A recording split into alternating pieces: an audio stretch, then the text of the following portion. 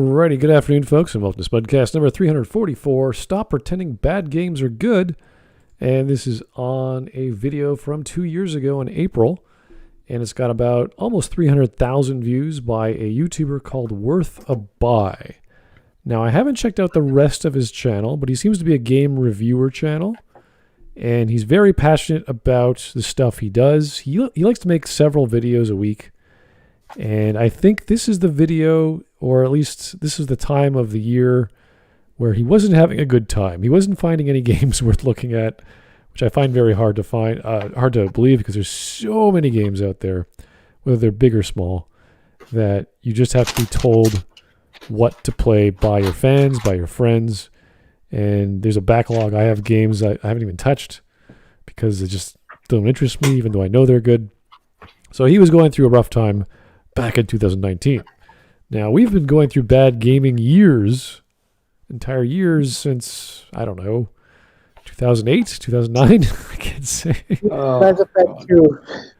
Well, eventually, yeah, that was a whole experience when the game came out. I'm talking about years in between series, or just entire years where nothing really happened.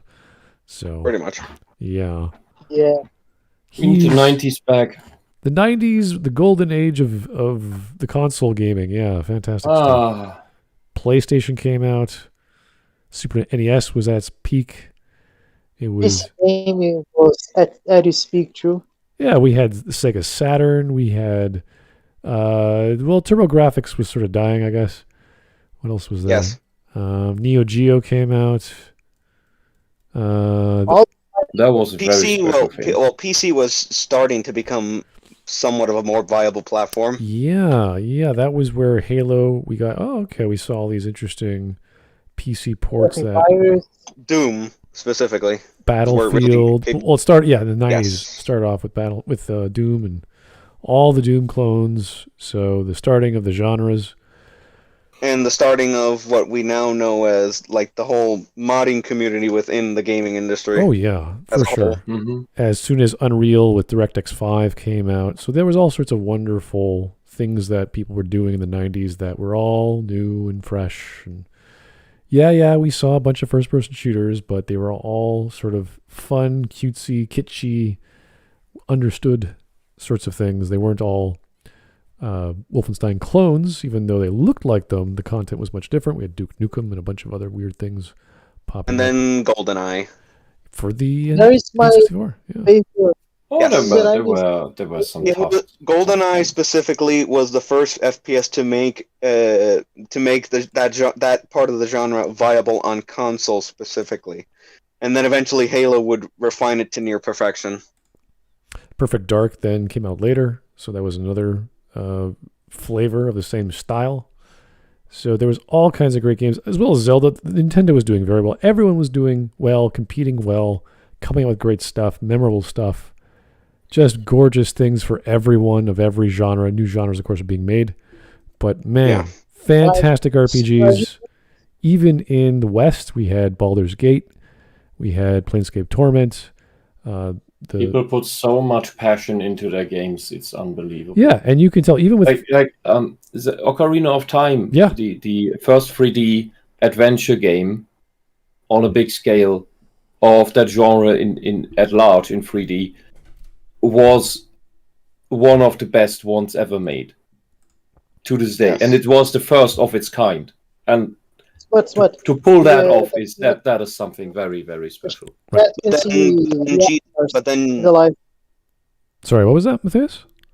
Yeah, the chat can see the avatars. Oh yeah, no, I was on the wrong window. I'm sorry about that. Yeah, I just noticed that. Okay, myself. yeah. I was reading. Ocarina of Time pretty much set that standard for open world, and then, as many of us know, GTA 3 would then come in and pretty much refine the concept completely. And then from that point on, GTA 3 became the standard. Maybe Wiz play it too, but I'm the only guy here who loves strategy games, and strategy games were at its peak in the 90s and early 2000s. Yes. Red Alerts, Age of Empires, Red Alert, Age of Empires, StarCraft. Yeah, StarCraft for sure. My God, that was gigantic. And I'd say it was at its peak because the overlap between the gaming mass and the people who were into that genre was almost the same to a very, very large degree. Very close, yes. Yeah, and as video games became more popular among the normal people, The mainstream. that is, I'd say that is why RTSs and other strategy type games went into a niche genre. Although the amount of people who play them, I'd say, is still the same. Yeah, for sure. Paradox games were pretty good back then. Oh, I think they are better now because I tried to play Hearts of Iron 2 and I wasn't really able to do it. Well, we'll see what happens with Bloodlines. Is it coming out later this year or next year? I can't remember. I don't know. I think Paradox I thought I stomped it. Trashed the project. I don't know if they will. If not canceled, then at least on hiatus. Yeah. Yeah. I'd rather say it becomes another Duke Nukem. Yeah, Paradox Sorry, go ahead. Paradox is having a really weird thing with its employees because they launched a really buggy expansion, the Leviathan. They reformed all their teams. A lot of people were laid off, and they discontinued one of the games that have a really good comeback. So I don't know what's happening in Paradox. It could either be another Duke Nukem Forever or another Tekken Cross Street Fighter, which we know nothing about yet. No, it was canceled. I'm pretty sure Tekken Cross was canceled. No, but I think when Tekken 7 came out, Harada was asked about it, and he said that development interest within the company for Tekken Cross Street Fighter would be more prominent if Tekken 7 sold, which it did. And after that, we've known nothing. At large, I don't have much faith in Paradox. They have so many, in quotation marks, progressive people working there now. I think that's indicative for their drop in quality with many of their game projects. Victoria 3 is their chance of regaining good faith. I don't trust them, but I saw the pictures and it looks like Victoria.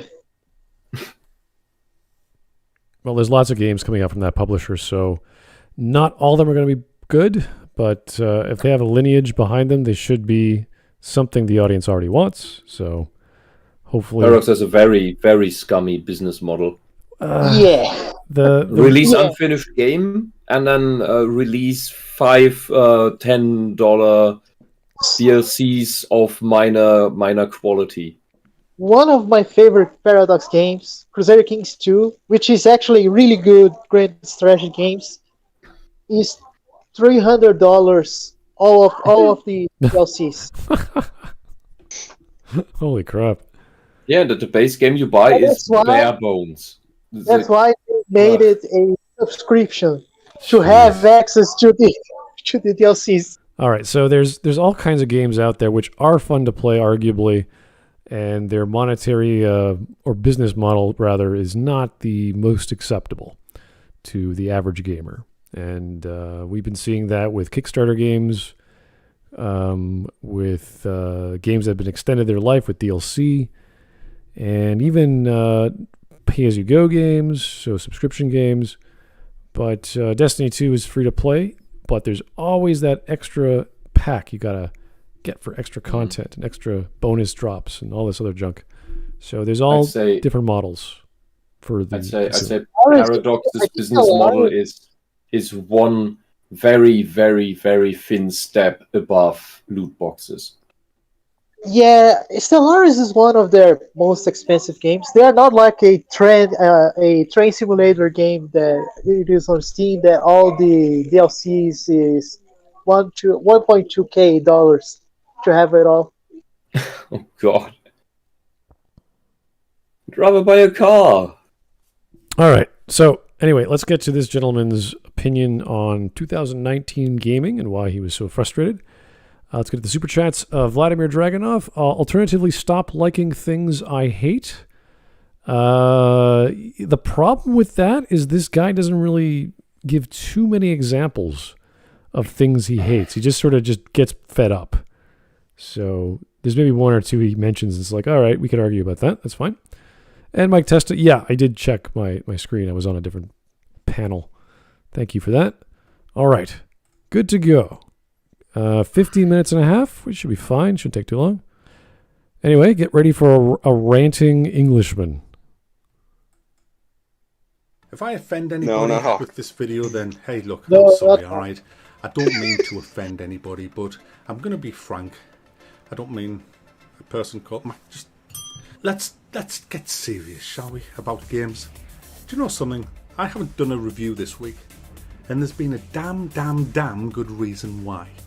And I thought it was because I just wasn't feeling well.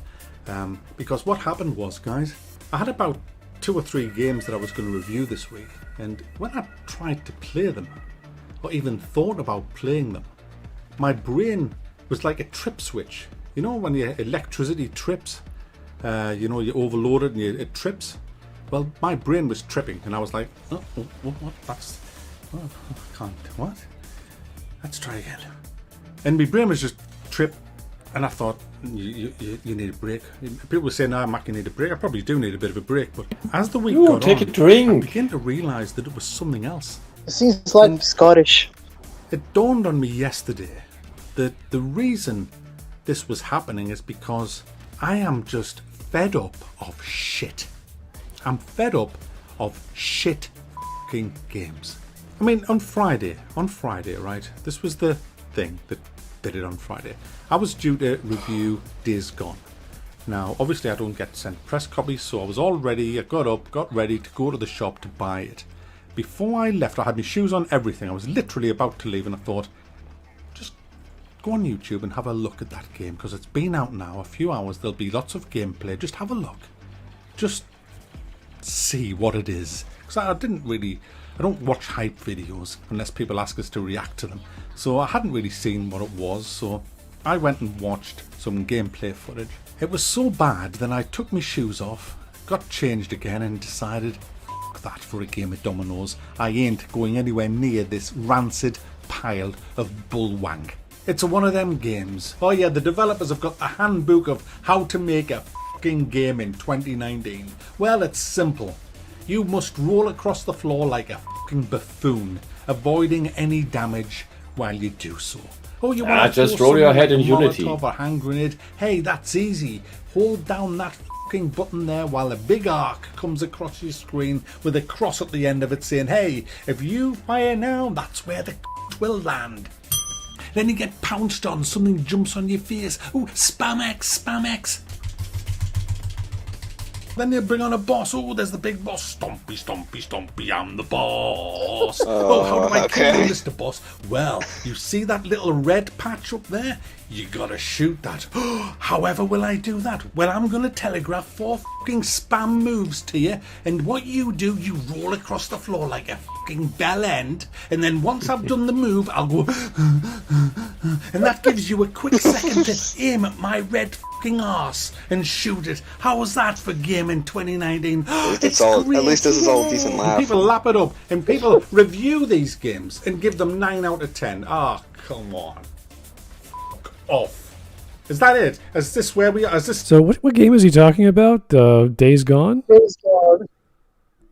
I watched my brother play this game. It is a post-apocalypse open world for PlayStation 4. You play some sort of... Would honestly be any shooter these days. Yeah, you play this biker guy who saves people and drops them off at certain villages to say, okay, I'm going to give this person I saved to that town and this person I saved to the other town. And What? Death Stranding? No. This is Days Gone. No, Days Gone. It is actually that what Smud is describing. Yeah, you just find survivors in like rural America and you just drop them off wherever you think like the factions want, and you're like, all right. Rural Montana. You are ruling Montana, not America, because America is dead. All right, whatever. So that's the game. As far as I saw, there could be an overarching plot. I just wasn't aware of it. But you're just a dude foraging. I watched only the gameplay. I didn't pay attention to the story. Yeah. So. I only know his wife is dead, I think. Hard to say. Anyway, here's the Mechanist. Rules for fandoms. Number 1, you don't talk about the fandom. Number 2, death to all commies. 3, no girls, unless they're Asian. No Chinese, though. Number 4, no shipping. Number 5, booty shaking everywhere. More rules coming later. What the fuck? Mechanist, what are you talking about? What are we on about? We're talking about games here on the video. What you just started. You got, It's a treehouse rule. Mechanist, Treehouse rules, you got the mic test virus. Be careful. Oh no! Just Asian girls are good unless they're Chinese. Like, what is going on? What are you talking about? All right, fine. I guess that's one set of rules for fandoms in general. Here is mic test again. Everyone, we have a badass over here. Can't say F or whatever that means. So I think he means the F word. I- Not the F bomb, but the F word. yeah, he's just fed up with Fun? Days Gone. No, FAGGOT. So Days Gone is kind of a mixed bag. A lot of people like it. A lot of people think it's kind of mediocre. That's an instrument. I really don't care about this game. I watched Really my don't know what brother that is in play, English. but I watched my brother play, but Isn't it it? wasn't that. Yeah. I didn't get interested a lot. Wasn't it delayed by like a few years or so? I remember hearing about it years and years ago, like 2016. It was like never. Yeah, he launched it. He launched it in 2019. Okay, so 2 years ago. All right. Are we just stuck? Is this it? I think this is it, guys. I think this is. Do you see anything changing? I mean, look at Red Dead Redemption 2, right?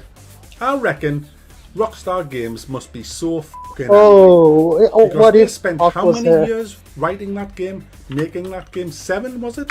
8? I don't know. A hell of a lot. 10? I don't know. A long, long time. And do you know what Red Dead Redemption 2 was? It was light years ahead of any competition. Oh no, God of War. Oh, God of War, my fucking ring piece. It was way better than God of War. Way better than anything else. It was light years ahead. Okay, so comparing a game the size and scope of Red Dead Redemption 2 probably isn't the same thing when you're comparing it to God of War, the remake. I wouldn't say it is the same genre, So so I don't think it is comparable. No, I don't think it's comparable either. They're totally different production values, different styles of game, different stories. You could say the quality is higher just because we're talking about Rockstar and the way they make their games. And it's hard to compare them to other people unless you're talking like Blizzard or other similar studios that spend a lot of time making a product. So StarCraft 2, Red Dead Redemption, you could argue Valve, some of their when they used to make games, that level of quality. So obviously, people are going to love Red Dead Redemption or RDR2, just because. Red Dead. I played a couple of minutes of Red Dead Redemption 2, and I instantly like it. And I played the mini game, the fishing mini game, not even the overall game. Well, that's an unwritten rule in game design. All you do is stick in a fishing mini game in your game, and it's automatically better. So, Yeah. it's every game I've ever seen. Is there fishing? Oh, it's awesome. Okay, let's do that. So people like fishing. You must have loved Ocarina of Time. Apparently, that's why people loved it. Yeah, there's fishing in it, so that's. I like Far Cry 5. Far Cry 5 is not even that really good of Far Cry, and I love because it have fishing mini game. Yeah. All these weird PlayStation 1 games that have mini fishing games like JRPGs, they just love them. The same with the current ones like... I'm fed up with fishing games when they're mandatory quests. Oh, well, no, that's kind of annoying. That's stupid. These are always optional. They're always off to the side. So No, the first Nier game, Nier Replicant, had a mandatory fishing quest. Really? Why? And I I like fucked it fishing. up. I fucked it up because I was fishing at the wrong spot for 3 hours because I didn't understand the directions and didn't find that stupid cave that led me to the beach where you actually just need to throw your fishing rod into the sea and you instantly get the bloody thing, and I was like really pissed. And there's this town. It's this whole sea town. It's at the sea. There's a seaport and little beach pockets. And you're told, yeah, you get the fish where there's the beach. Okay, here's a bit of a beach, and there's a bit of a beach. There's no fucking fish. At least not the fish I'm supposed to find. Take what you want for me. So yeah, fishing games are very well known throughout the RPG genre, and it just makes games better. I don't know why. Don't ask. I couldn't. It does. It does. I agree. Final Fantasy 15 has it as a main gameplay mechanic, so that should tell you a lot. No.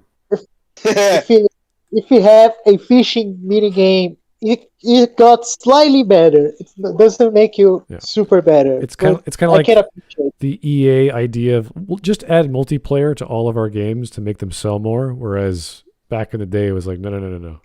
You need the fishing mechanic. Make the single player worthwhile. Yeah. The multiplayer is only for longevity. And Torchlight. I like the fishing in Torchlight, to be honest. Oh, really? Interesting. Yeah.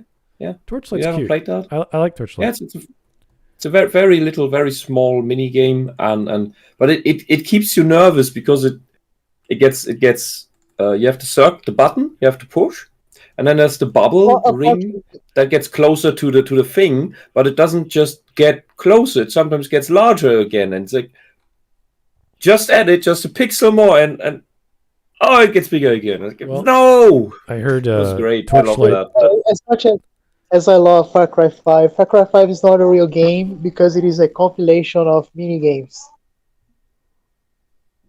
Oh.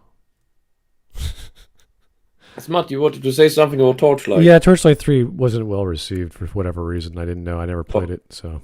Torchlight 3? Yeah. They made a third one? Apparently so. I played the second one. I rather enjoyed it, but the third one I never got around to it. Oh, 2 was amazing. Yeah. Absolutely bloody amazing. Play Torchlight 2. Yeah, but 3, I don't know. I'll try to There's play. a Torchlight 3. When did that happen? Last year, apparently, but that last year, okay. Everyone just writes off 2020 for whatever reason. So, well, it's from another company. What can you say? It's not Runic. oh, that could do it. Stardew Valley have a fishing minigame too, and it's really well made for a 2D farming game. All right. Anyway, back to the video.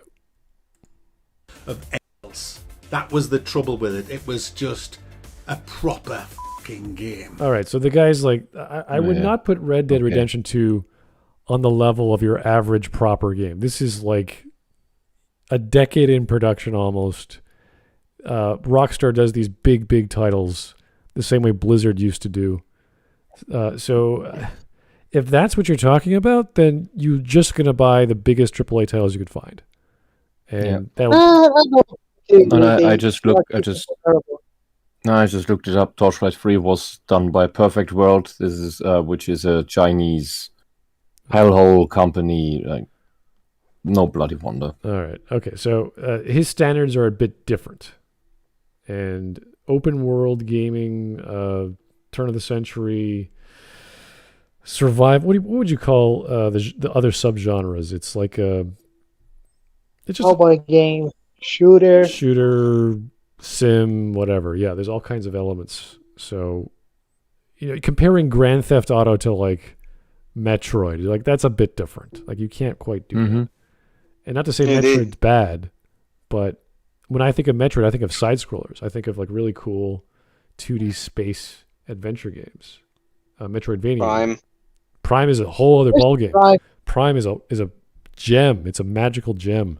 I wasn't expecting, and the whole series is brilliant. So, yes. But I still would not compare it. I would not compare the GameCube games and the Prime games of that era to Red Dead. It just does not. You can't. Yeah, it's still not compatible. Yeah, you cannot do apples to apples with that. So obviously he knows what he likes. He's like, why can't you just have something like Red Dead? I was like, Not every Those company. games are very hard to make. They are dozens, if not hundreds of millions of dollars in production. So good luck. They are the top of tier in terms of cost and profit. So it's kind of like the Star Wars. There you're handcrafting the whole world. Yeah, it's gigantic. There's some auto generation involved, but this is so much different from auto generated stuff like Minecraft world or something. All right, here you set the scenery right and everything. All right, here is Vladimir Dragunov. I just turned back in. Is he saying RDR2 is bad? No, quite the opposite. That's his baseline. That's a normal game. You're like, whoa. That's not a normal game. His problem is he needs a palate cleanser. He's stuck on the creme de la creme of video games, so we can't enjoy anything that's even slightly less than that. That's like like if I go to a restaurant, and I just eat foie gras and filet mignon all day. It's like, oh, why can't my burger be like this? It's like, what do you like? No, come on, that's ridiculous. Yeah, in tea we do the same because you can't drink a high class tea all the time. Yeah. Sometimes you just need to buy some tea bags, put that in your mug, put some hot water on it, drink that, feel really horrible about it, and then you can enjoy the more basic teas again that are good. I think everyone should always have some green tea in their cupboard just because it's so cheap, it's so accessible, and it's not bad. It's not horrible. There's nothing bad about it. And you could serve it but to anyone. Decent consumer quality is that, yes. Yeah, exactly. And baseline is good green tea is never bitter. Never. If it's bitter, it's either shit quality or you made it too hot. Never over 70 degrees Celsius. All right. Here is Mike Testa. Angry video game wisp. What were they thinking? Is that a quote from the Angry Video Game Nerd? I don't know. Maybe. That's her complaining about Paradox games. Oh, Paradox. Which is fair. That's supposed to be It German is fair, accent. yeah. Paradox is a mixed bag as well. The Mechanist, hey, thank you for the donation. The Mike Testa disease feels good. Yesterday I said we need to police fandoms, so I started making rules. Rule number 6. Oh my god. You must have a design for a personal spaceship. It's a type of test to see your knowledge on sci-fi. Okay, that's interesting. Okay, I make a cube. I mean, when I was a kid, I designed spaceships, but that was for fun, not because I was. I made spaceships out of Lego. Yeah, on paper, Lego. And I only had the fucking bricks. Fucking bricks. I made vehicles out of Legos, so I think that counts. Spaceships are vehicles. Yeah, true. And the DeLorean can fly, so it's technically a spaceship. Oh, well. So you made spaceships. Okay, technically it's true. Yeah, okay. Whew. All right, one more. We'll keep on going. Vladimir Dragunov. Okay, a normal game is like mid B tier or high C tier. Red Dead Redemption 2 is at least mid S tier and borderline God tier at Nost. Most. Oh. At most. He corrected it with a super chat. That is the Mike Testa disease. You didn't have to do that. The Mike Testa virus is spreading. Oh god. So we'll have a vaccine passages. Anyways. Hey, Eric. So yeah, obviously his standards are super high for entertainment for video games, and I don't mind that. Like, you could have whatever standards you have. The higher it's the good better. having high standards. Oh yeah, but you don't. That's all right. You do not compare filet mignon to a ground chuck. You just don't do that. It doesn't like that's not fair. So I would say Gridfall. It's a high C tier game. Gridfall, yeah, it is clunky and the story is kind of rushed at the end. Yeah, but the Spider Company, they do good games that are like double A. What would you call that? Like it's sort of double A. Yeah, it's not high end quality or cost, but it's definitely not amateur or Kickstarter, small indie stuff. It's like in mediocre. Yeah, it's in the middle range. Spiders are getting better at making games. I want to see their next game they're going to launch. I think their Greedfall example was a great evolution from the Neuromancer, at least. It's their style. They're doing that style of game, so they're getting used to it. Very similar to how a game company gets used to making games within a certain engine. It's like we know the tricks, we know the style, we know the format, and they just have to amp it up. They just got to keep pumping out good quality stuff, and maybe a bigger budget. I don't know, however they get their money. But I'm glad they exist. I think they got their money from Focus Interactive, and it is the only French studio that I trust. That's good. Compared to Life is Strange, yeah, that's probably a good example to be wary of. Isn't Ubisoft also French?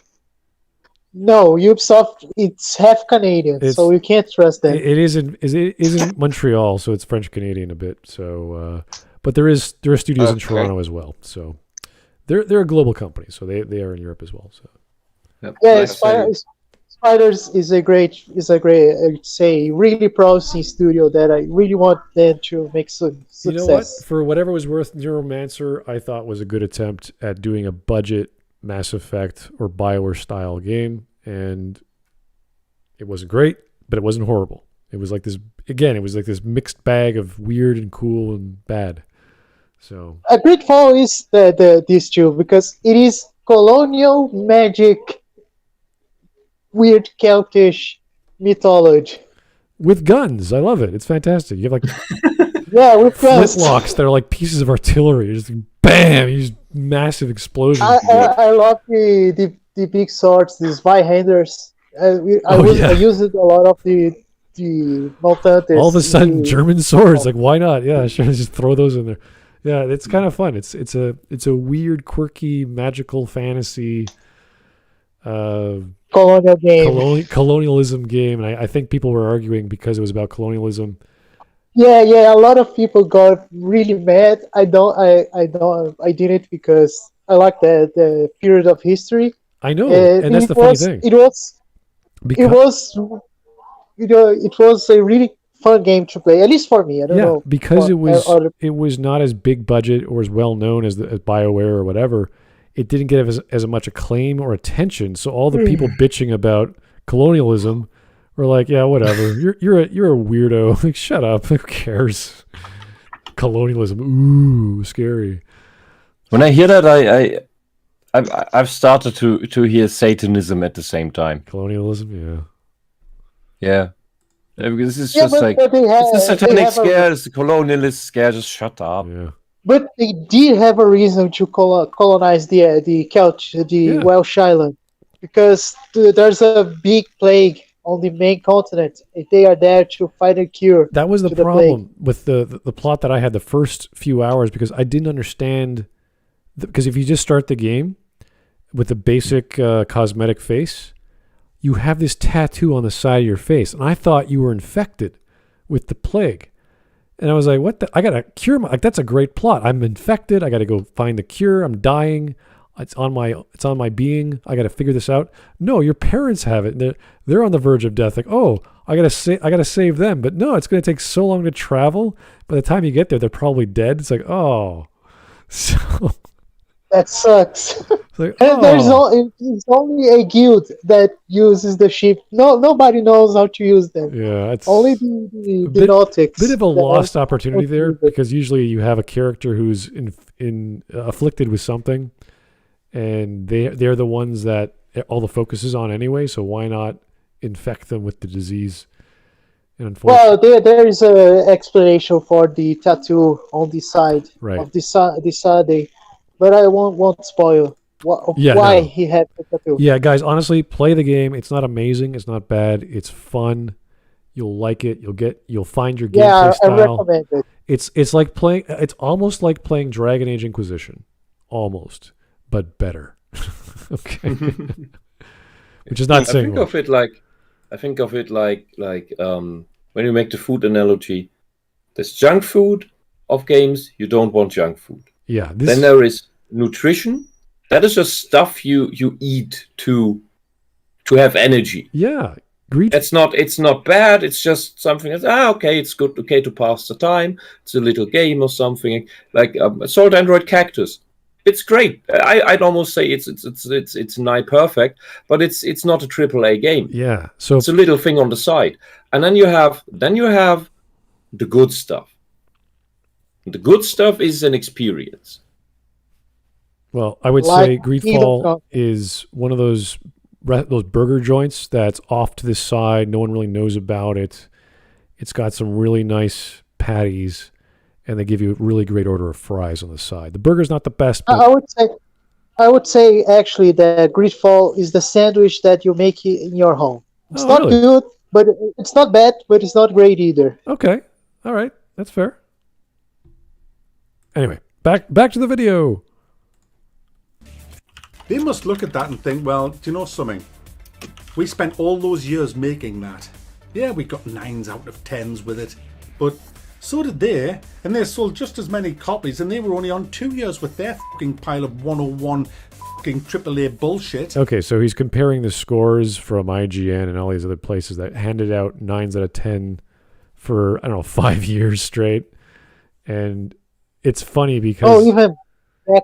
even back then in 2008, they were doing this. Yeah, so you were comparing like Grand Theft Auto 4 to like Mass Effect 2, and you're just like, what? How does that work? Or they like to give mediocre games, average games 7, and they made that thing that 7 is the average. Yeah, it comes down to they had a really fun time, therefore it's a 9 or 10 out of 10. You're like, what? That's not. How does that work? That is not how you. Yeah, the average how you score 5, not video 7. games, man. Yeah. Interesting, because Last of Us Part 2, that wasn't fun. Oh, 10 out of 10. So many 10s. That's why I don't rely on fun. Even though I say I have fun. When you want a 10 out of 10, then everything needs to be perfect. The graphics, the music, the ambient. Mario Galaxy. Today that includes the voiceover as well. If you have really, Mario Galaxy fits the category. Mario Galaxy is really good. It was one of the best game of the Wii.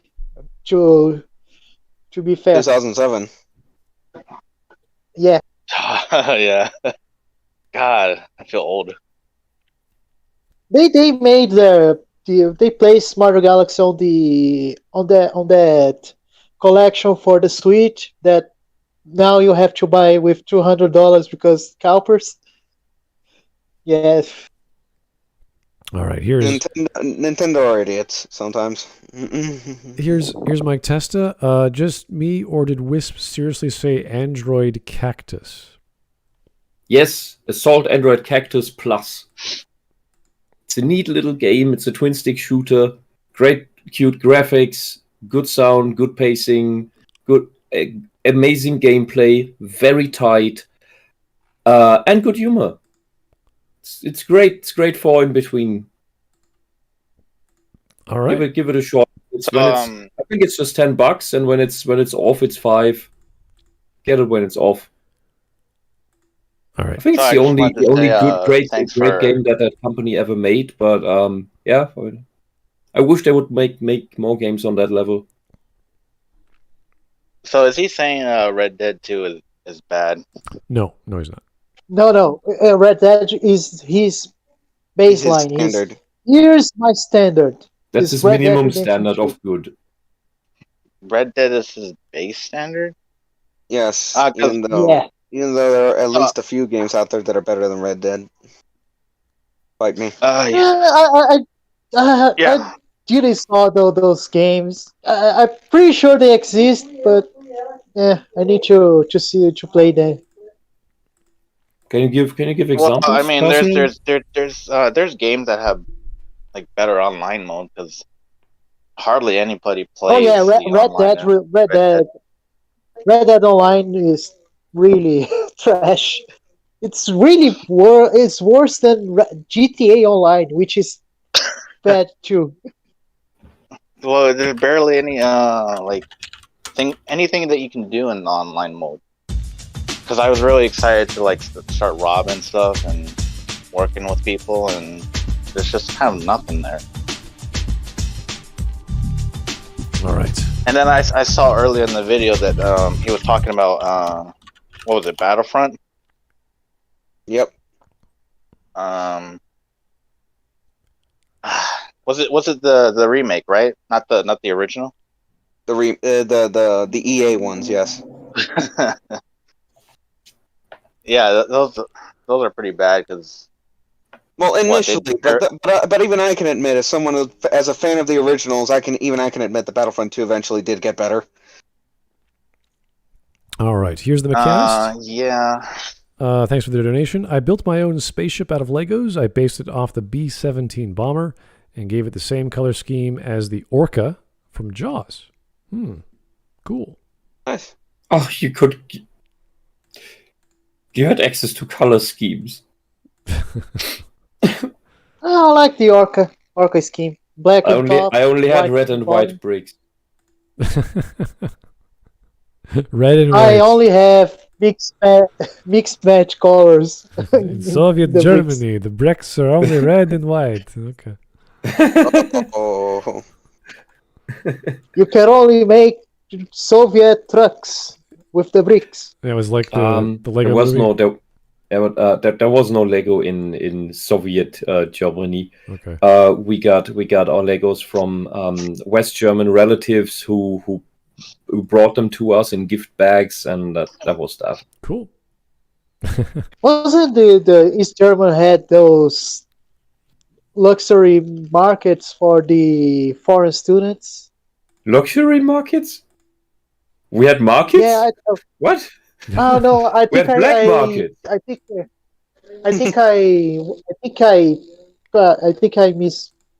think I'm wrong. That was in Romania, not in Germany. Okay. All right. If we had that, I don't know of it. Yeah, no. We had supermarkets that were called Konsum, like consumer, and then we had black markets where you could get things. Black markets, you say? All right. Yeah, you could get on the black markets. You could get actual things like vinyl discs for music and maybe some materials to reinforce your house, or maybe a toy for your kids, like a Rubik's Cube.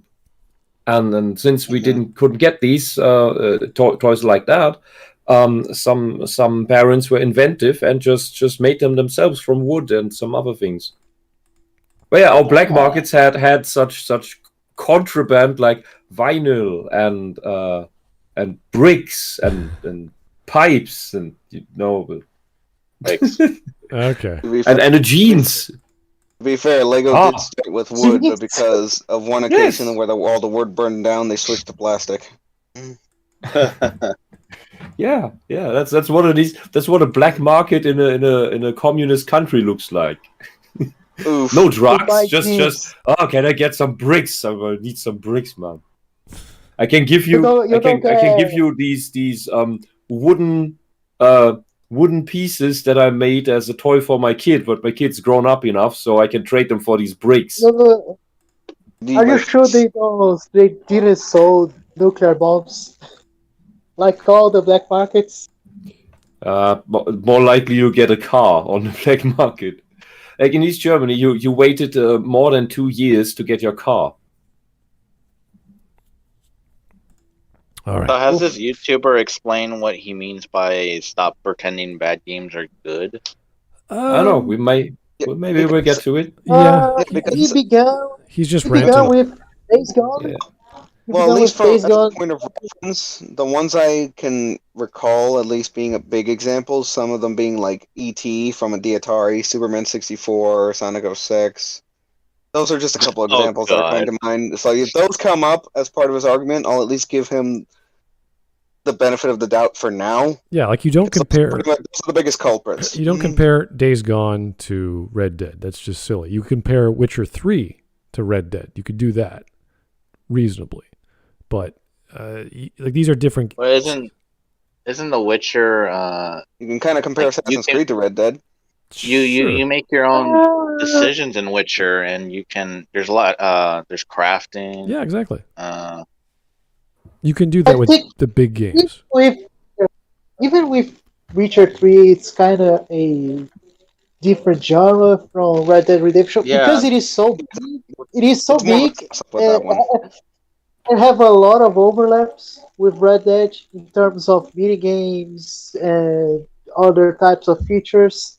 I think you can safely compare certain things from one but what I mean to each is Witcher has. You can choose like what Gerald says, right? Yes. And Red Dead, yes. There's a few times where you can say yes or no or something.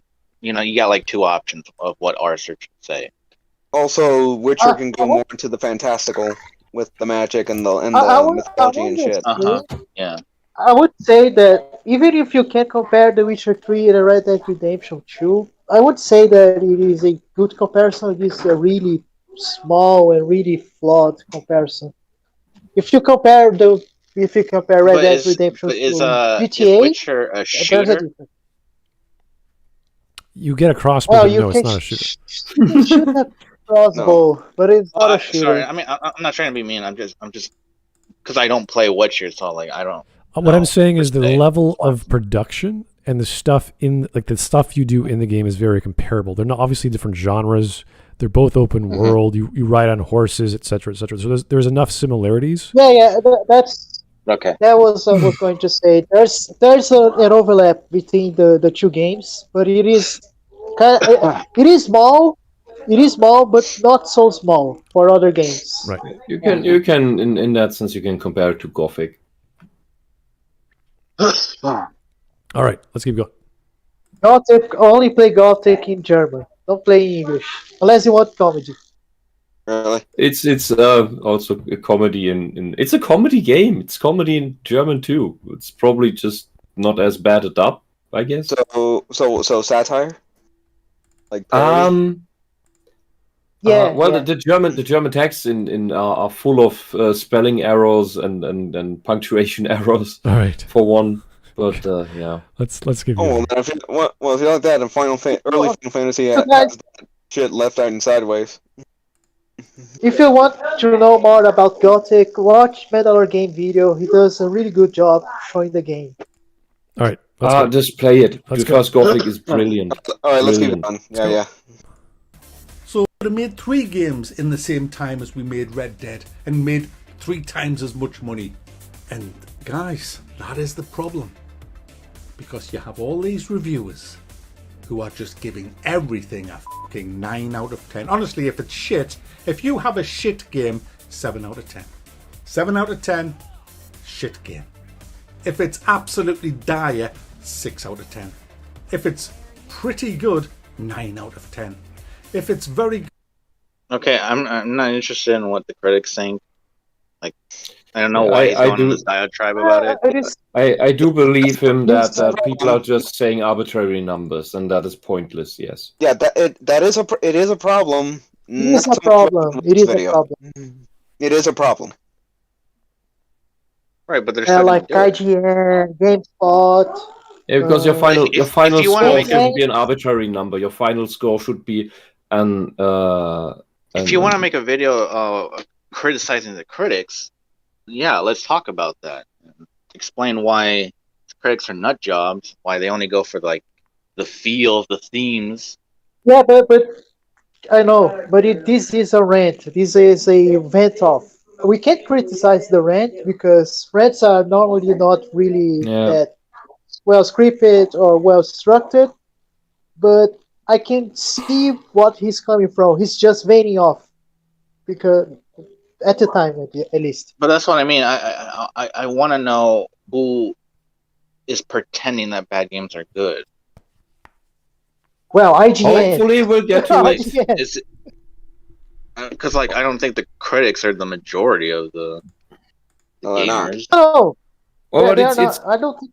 in the end, it is always about the journalists or critics because Look, they are the ones who are selling the stuff, mostly in order to get more free copies of future games. Yes.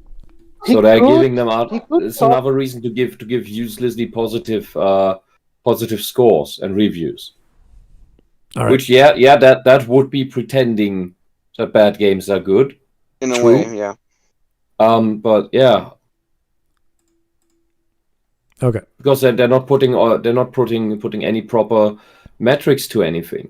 Because your final score should be a can't think of the word right now, an amalgam of specific categories that you measure. The classic ones are graphics, music, sound, gameplay, etc.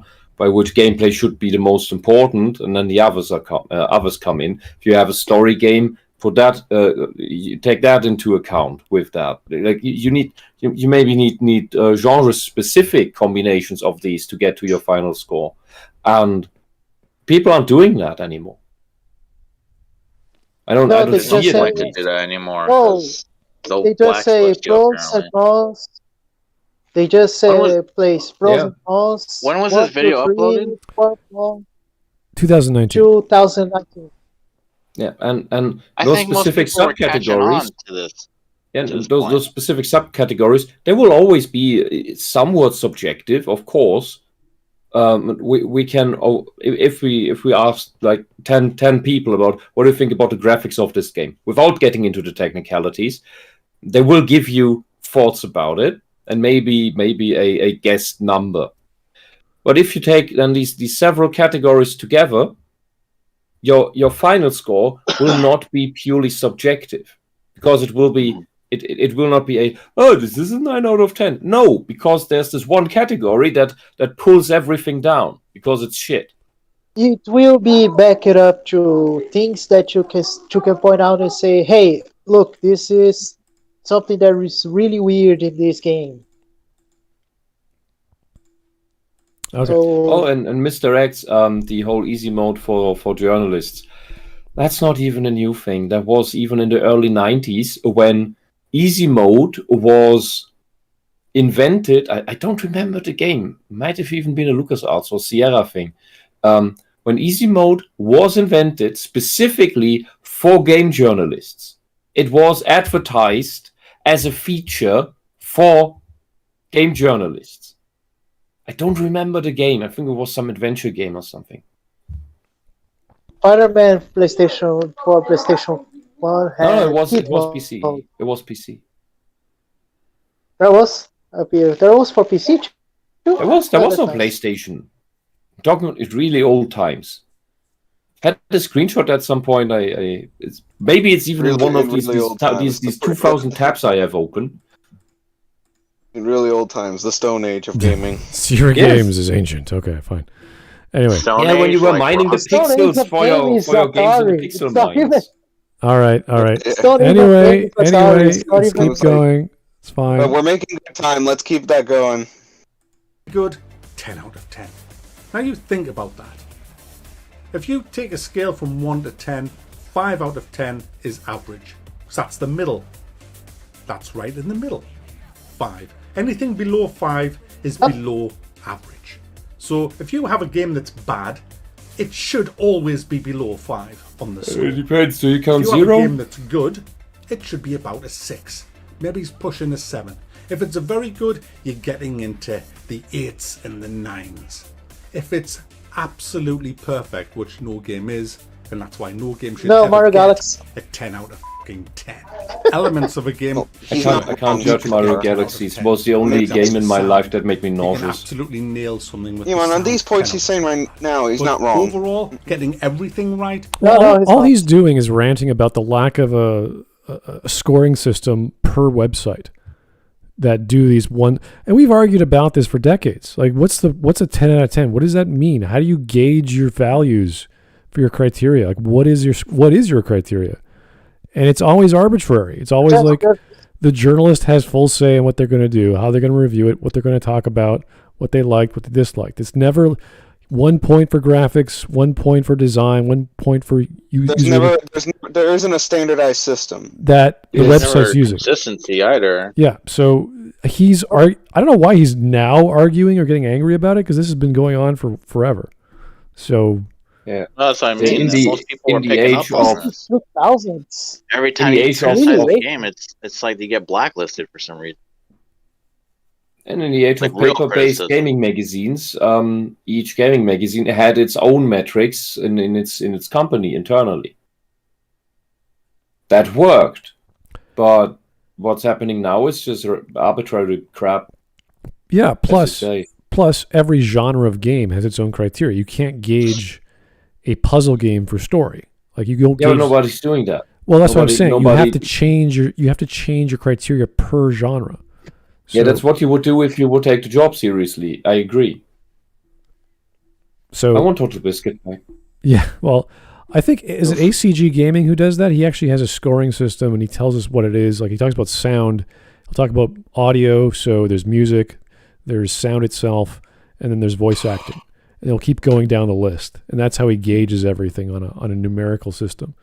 So there's a value to what he does, and that is appreciative. Even if I don't agree with him, he still has his criteria, which is what we need. Because I'm sure there's lots of elements of gameplay which have a higher ranking or have a higher weight than sound or interface or storytelling, just because the gameplay is so much fun. But even then, you could still give a great game a 6, because everything else is kind of crap, but the gameplay is it's doing what it's supposed to do. Like Tetris is a puzzle game. It does exactly what it's supposed to do. There's nothing complicated about it. It does everything perfectly. So that's fine. The rest is The only puzzle game that I played recently was Helltaker, and it is really hard, Yeah. especially at the end. a simple game with a silly story, simple graphics, simple sounds. Everything's budget. It works fine. It's not trying to be Tetris. It's not trying to be Connect 3 or whatever. It's its own thing. It's like, yep, great. 3. What is it? Really, that only had the door level took me a bit. Oof. The door level. The door level was, yeah. And Judgment Final Battle is really hard too. I think that depends on what games you've played before. If you're used to that kind of gameplay, then it's not hard. No, I know. If it's new to you, I was not accustomed with the genre. So for me, it was kind of hard. And I like the game. It's really funny. It has a silly story. And I played a lot of Toho and Crypt of the Necrodancer before, and those are good things to get you prepared for the Judgment level, and it's probably why I thought like, oh, this is quaint, this is nice, well done, like really well designed, good impacts of the animations. That was great, good telegraphing. So I say so it's a perfectly designed fight for quite little game that doesn't want to be excessive over the top, because that would defeat the purpose of the game. So it has just the right level of difficulty. Yeah, it is a free game that you can download on Steam and play for fun. You don't even need to play the game. They have a skip button that you can use it. Yeah, and it's really cool because you can use the skip game and you can say, yeah, I skip it, and she say, oh, that's awesome. Oh my god. Oh really? Okay. Oh jeez. I recommend it, but it's a really funny game. You can play. Yeah. Where you skip it's really cute. It's all really cute. Everything about it is cute. And honestly, I'd say Helltaker is a good test case of trying to write a video game review. Yeah, and it is a pretty good Polish game, not compared to the massive disappointment from the rest of Poland. Yeah. Okay, here is Mike Testa. 90s and 2000s were infamous for easy mode, punishing you by locking you out of the rest of the game. and scolding you for playing on easy mode. Yes. I'm trying Not to... all games. Not Usually- all games did that. Pitfall didn't No. do that, but I do remember Yeah. Devil May Cry, whenever you kept losing more than 3 in a row, it's like, do you want to change the difficulty? And you're like, okay, I'll change the difficulty. no, The first I always God of felt War insulted did that too. every time Which a one? game offered that to me. I felt insulted and said no. Well, the only time I was insulted was, I think it was Devil May Cry 2 or 3, I think it was 3, where the problem was not the difficulty, it was the pattern of the boss, which kept stun locking you. And I got so pissed off. Yeah, it was in that case it was the AI of the boss that it literally could not be helped. Yeah, that's a design error. Because that Yeah. should not happen in good game design. I can't remember if the remaster fixed that though. It was one of those annoying, I think it was, you're fighting Fenrir or the 3-headed dog. I couldn't remember what it was, but it was just... Cerberus? I think it was Cerberus. I can't remember what the boss name was, but it was annoying, and I kept dying. Anyway, not a big deal. Also pancakes. I highly doubt it. Yet we have loads of games that have got a 10 out of 10 that aren't worthy of anything near a fucking 10 out. The whole review market is fucked up. And game developers know this. And they love it because it's all for them. It's all Maybe in the their 10 is favor. really Because binary they know and is that a they can 2. release some half-assed garbage and get at least an 8 out of 10. And that means every If he mentions The Last of Us Part 2 for this and a lot of segment, these people he'll that have my buy them, respect. you Yeah, can never the refund them devs if they're know on about console. this. It's a win-win situation. I mean, it's an easy and it target has at this to point, change. but And it doesn't show any sign of changing. Do you know why? Because the reviewers aren't bothered. They're not. Half of them aren't even fucking gamers. You watch these YouTube reviewers. Half? They can't even play fucking games, man. That's why they have a cut every 20 seconds. Man, you have a They will positive do so. Here's attitude. a guide for you. If That's- you wanted, here's no, a that's- I quick would tip for you. say all of them. Wait. I say he has a very, very positive attitude. Well, he's arguing- very benevolent towards the topic he's talking about. He's arguing about the way that popular YouTube videos are made, that he says they're cut every 20 seconds. I'm like, no, they're cut every 5 seconds, even shorter than that. People want fast cuts. So when you see gameplay that's more than 10 seconds, it's usually just some guy who just submitted his content and he's just talking over it because he feels like it. So Like Total Biscuit, with lovely titles like, I am going to talk about this special niche detail thing for 43 minutes. I mean, to be fair, didn't Total Biscuits die of cancer or something? a long Yes. time ago, yeah. Yeah, it's like Well, not that long ago, but a little while back. it was just 2018. Here's Mike Testa again. I want to go back to those days to spite journalists. The days of the 90s? I guess. I don't know, yeah. I don't know. For me, I didn't really care about journalism for gaming in the 90s. I just saw something I liked because I saw a trailer or I heard it on some game show. What?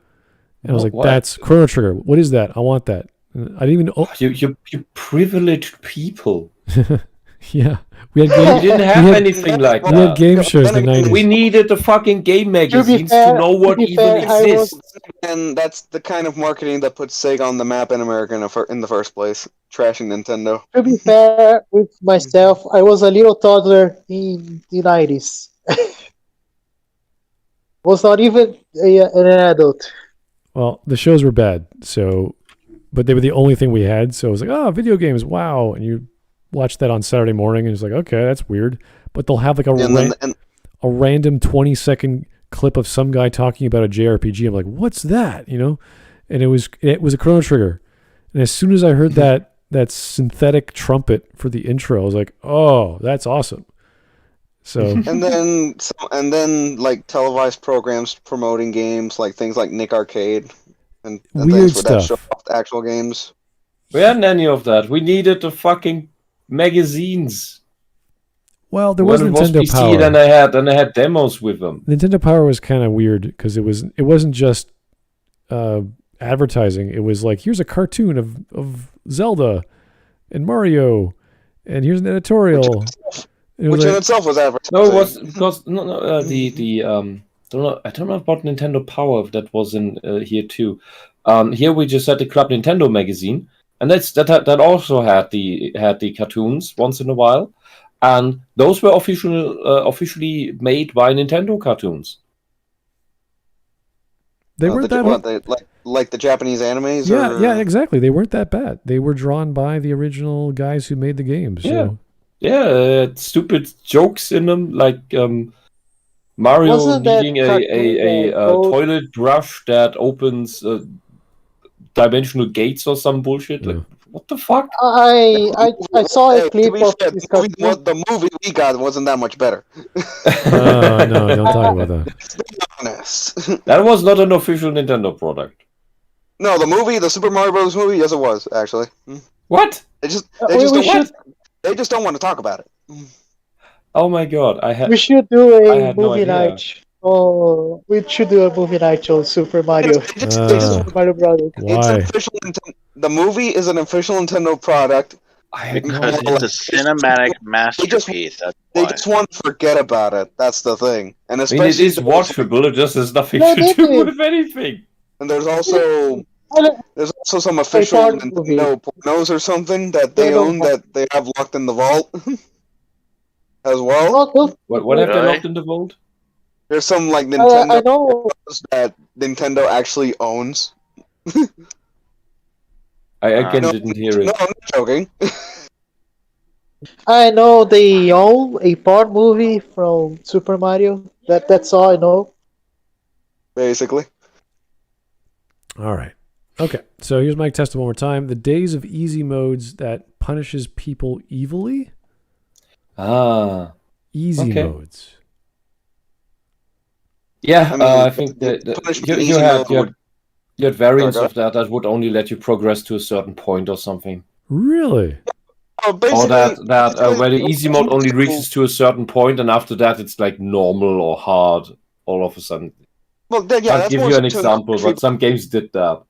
Well, that's on the basic premise of it encourages you to experience the full game by going further in terms of difficulty.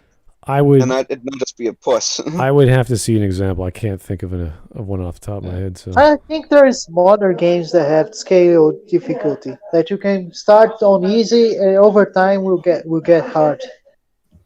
Yeah, and then Even you have some games where had a normal difficulty, and which you think is this is for the masses. This is so the game is playable by the masses, and then you got the bonus content like secret levels and post game stuff that was really hard, and where you notice that this feels like what the developers would have wanted to do for the whole game because it's amazing. Like the bonus content in God of War, in the first God of War game, I love that. That was taxing. What, like the costumes and stuff? Nah, the arena challenges things. The original? You sure? I know that. I don't know if you got costumes for that. I just played through the shit. No. The originals, the first two games had costumes. I think the one. I know the two PSP games had arena challenges. On the first God of War, there was a museum and there was arenas, and there was some Easter eggs. But I think the second game, Okay. There was an Easter egg for a telephone that you could. That's destroying the two statues at the very end of the story. You get the call. You get the hidden call from David Jaffe. It was actually for Kratos. The creator, actually, Kratos killed the creator. The first one was Kratos himself, just on his own, and then there's another one. If you do the exact same thing on hard mode, you get the call from Kratos and David Jaffe. And David Jaffe died. Yeah, Kratos kills David Jaffe. All right, but let's keep going. All right. Watch somebody who reviews a game before it's released. They are in the bag of the developers and the publishers. because I'm living proof of that.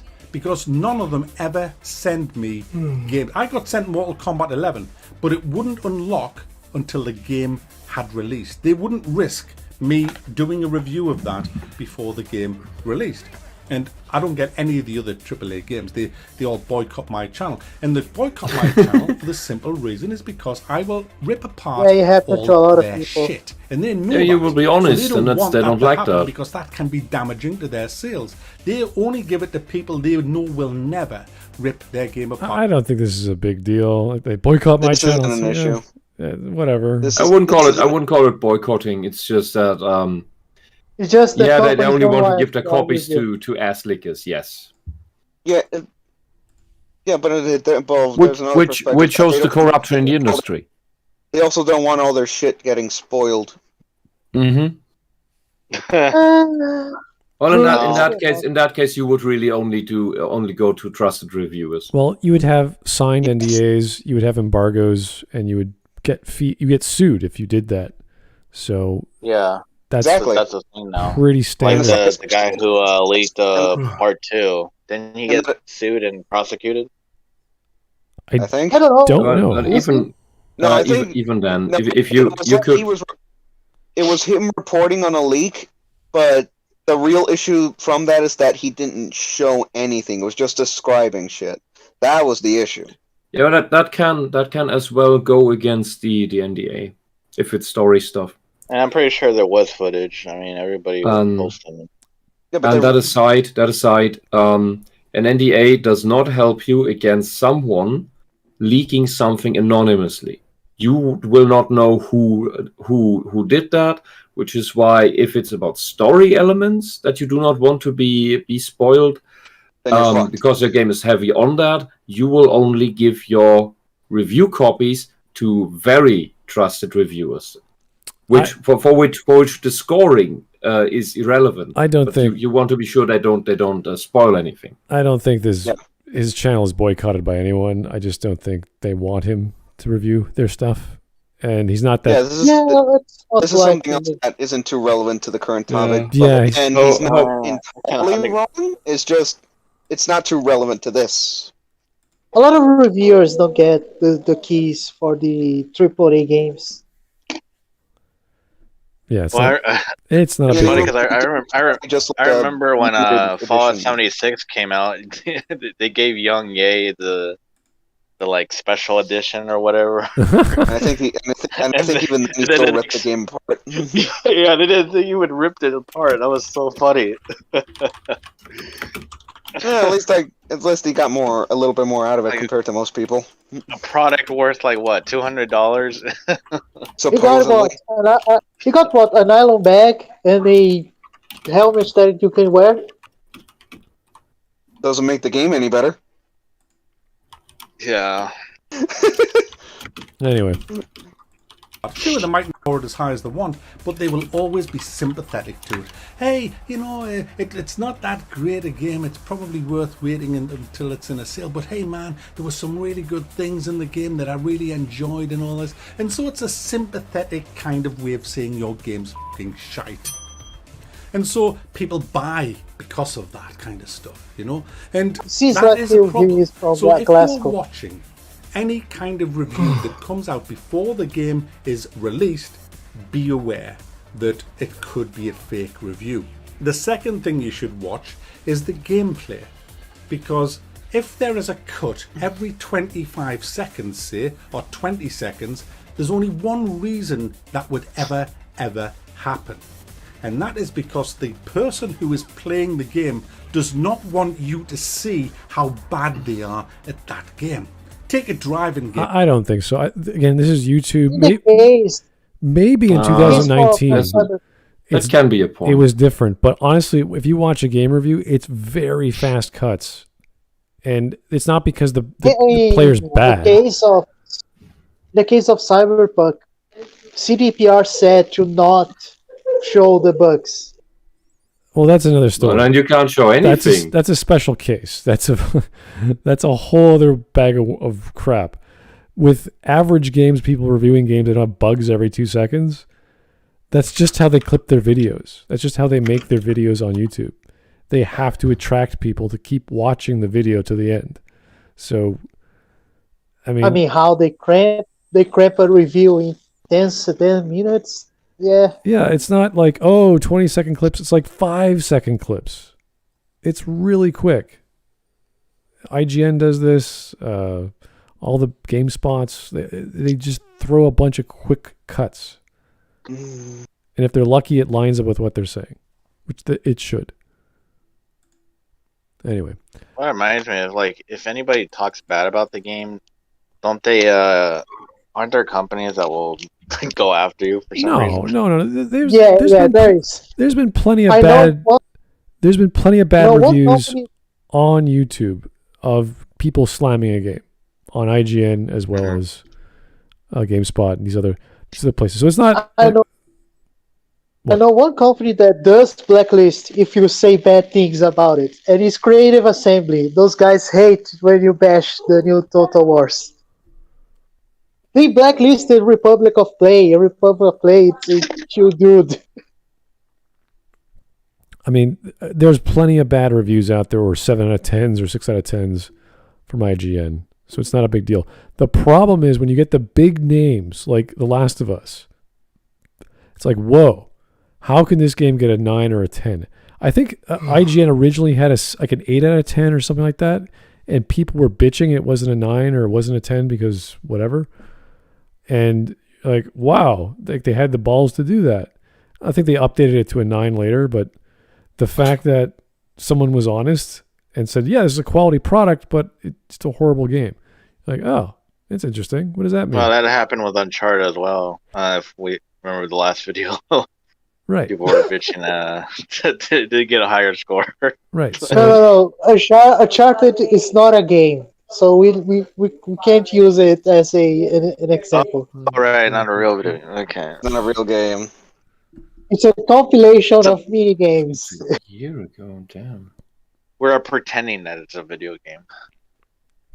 Here is Mike Testa. Because nosy journos like him don't deserve early copies and should wait like everyone else, a smart developer would trick them via phone early copies. Sorry. I don't Phony. think What? I don't think Warfabai is a journalist.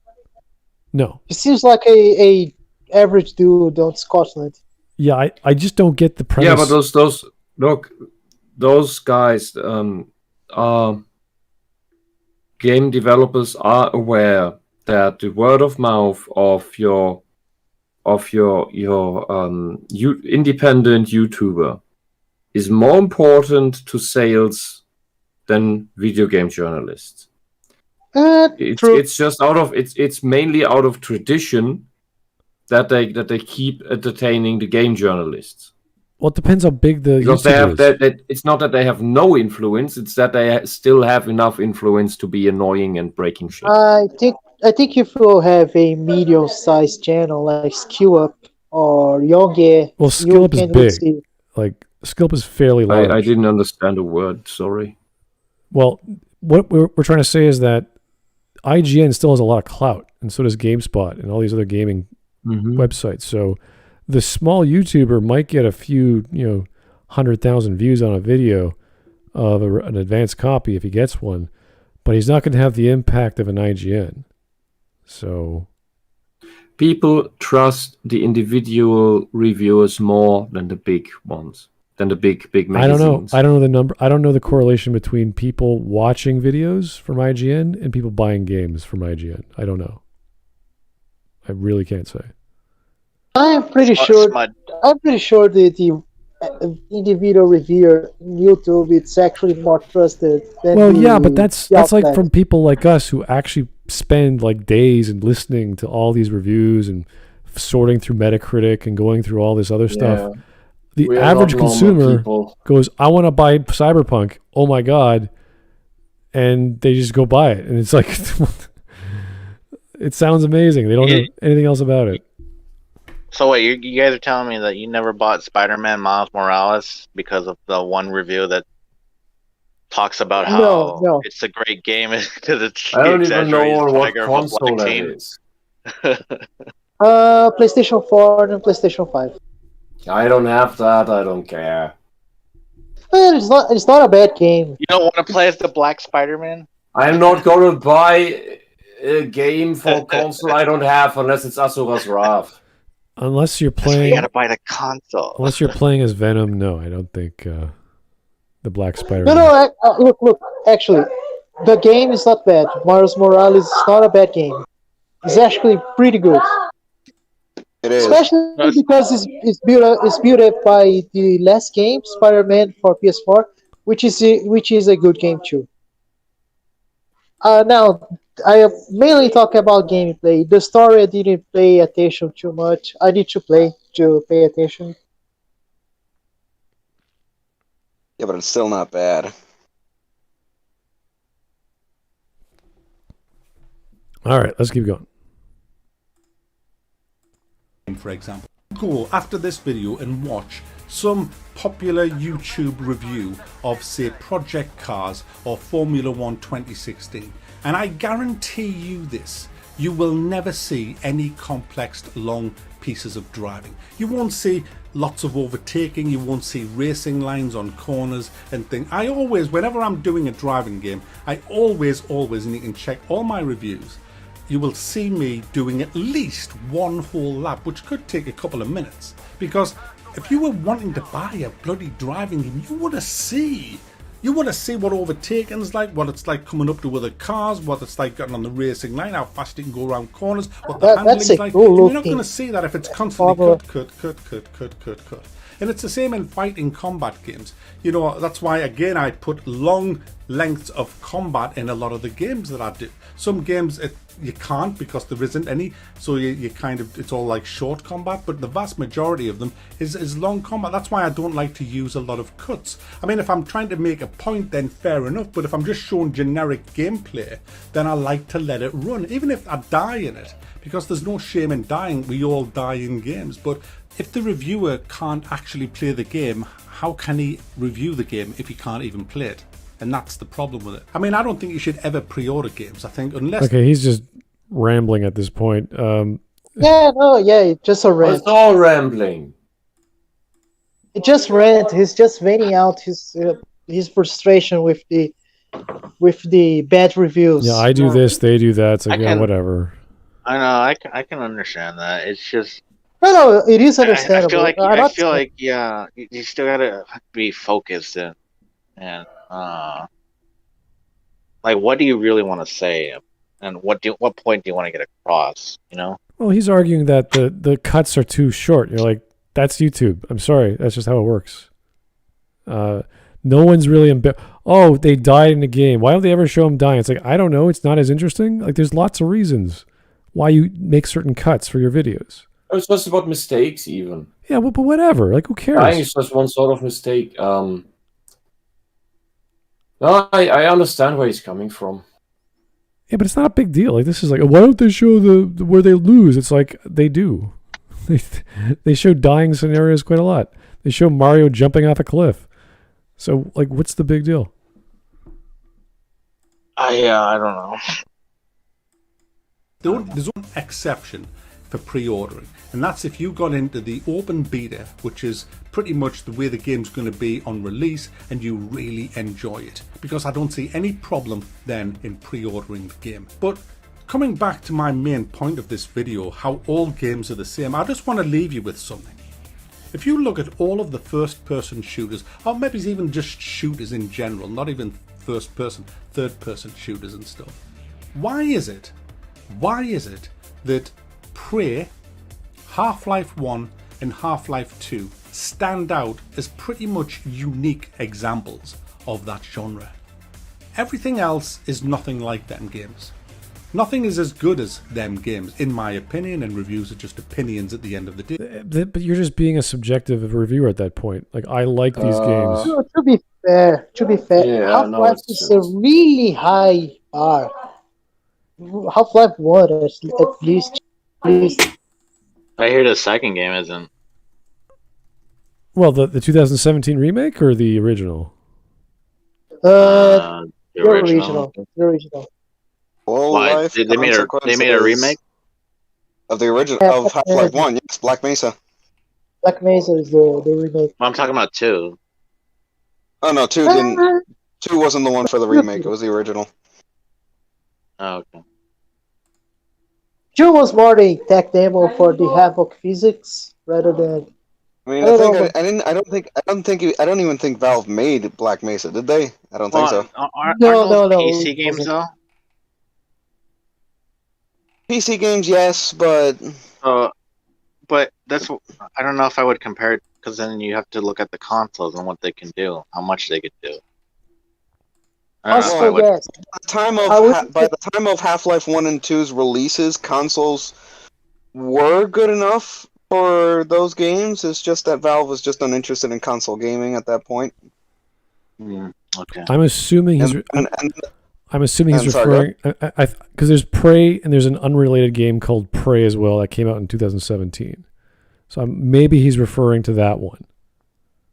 I think Possibly not the 2006, which was Human Could be 2K Games or whatever. I can't remember what it was. Could be the other one.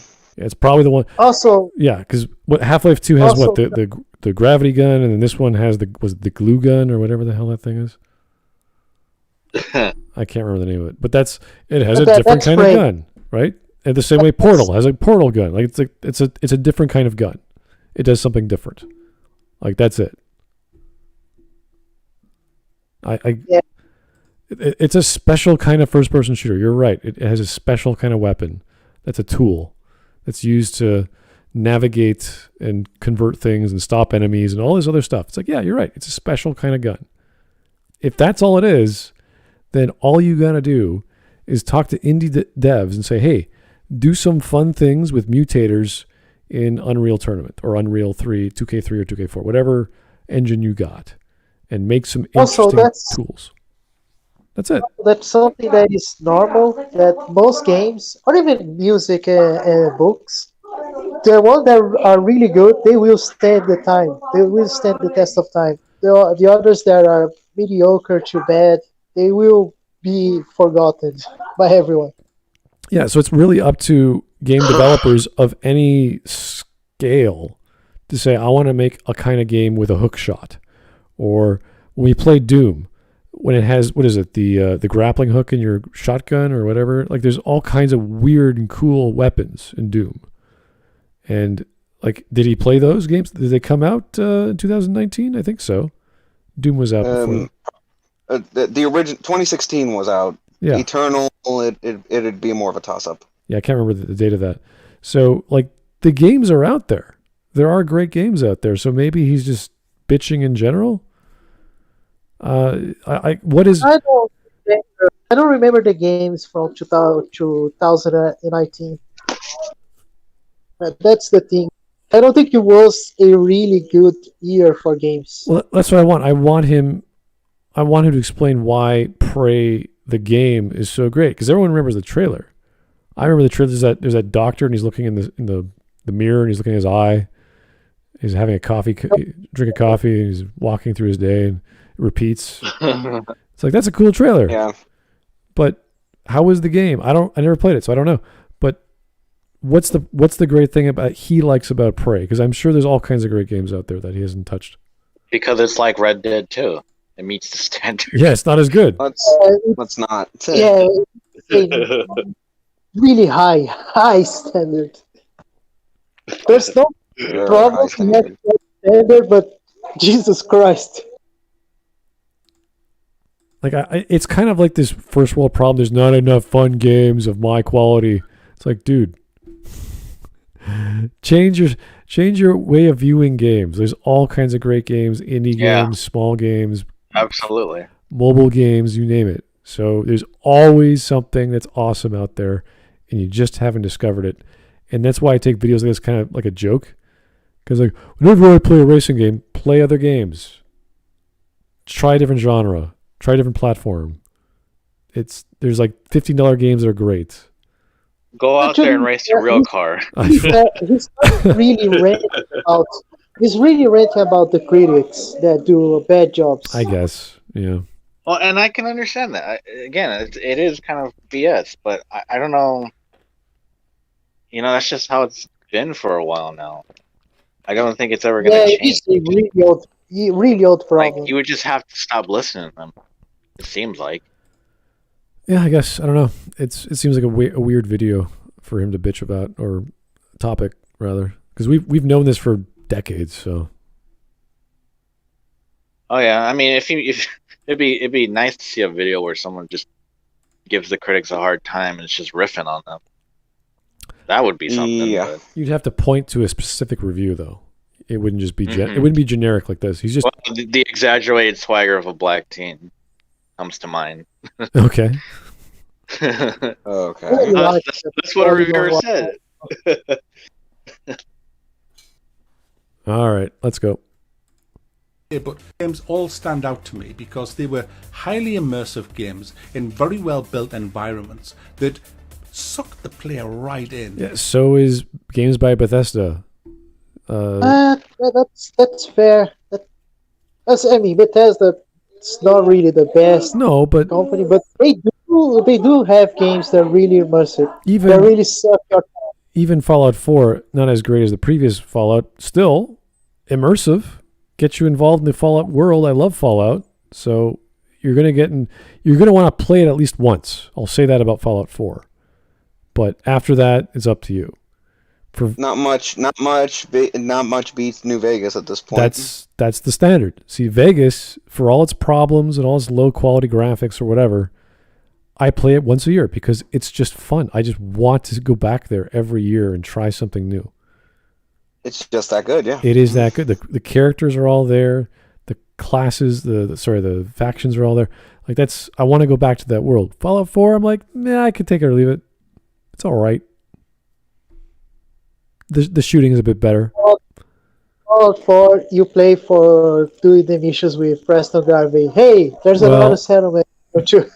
That's not really a good thing, but games like Skyrim and Fallout, there's all these new mods coming out every month, and you're just like, I want to see the update to that mod by next year. What's going to happen?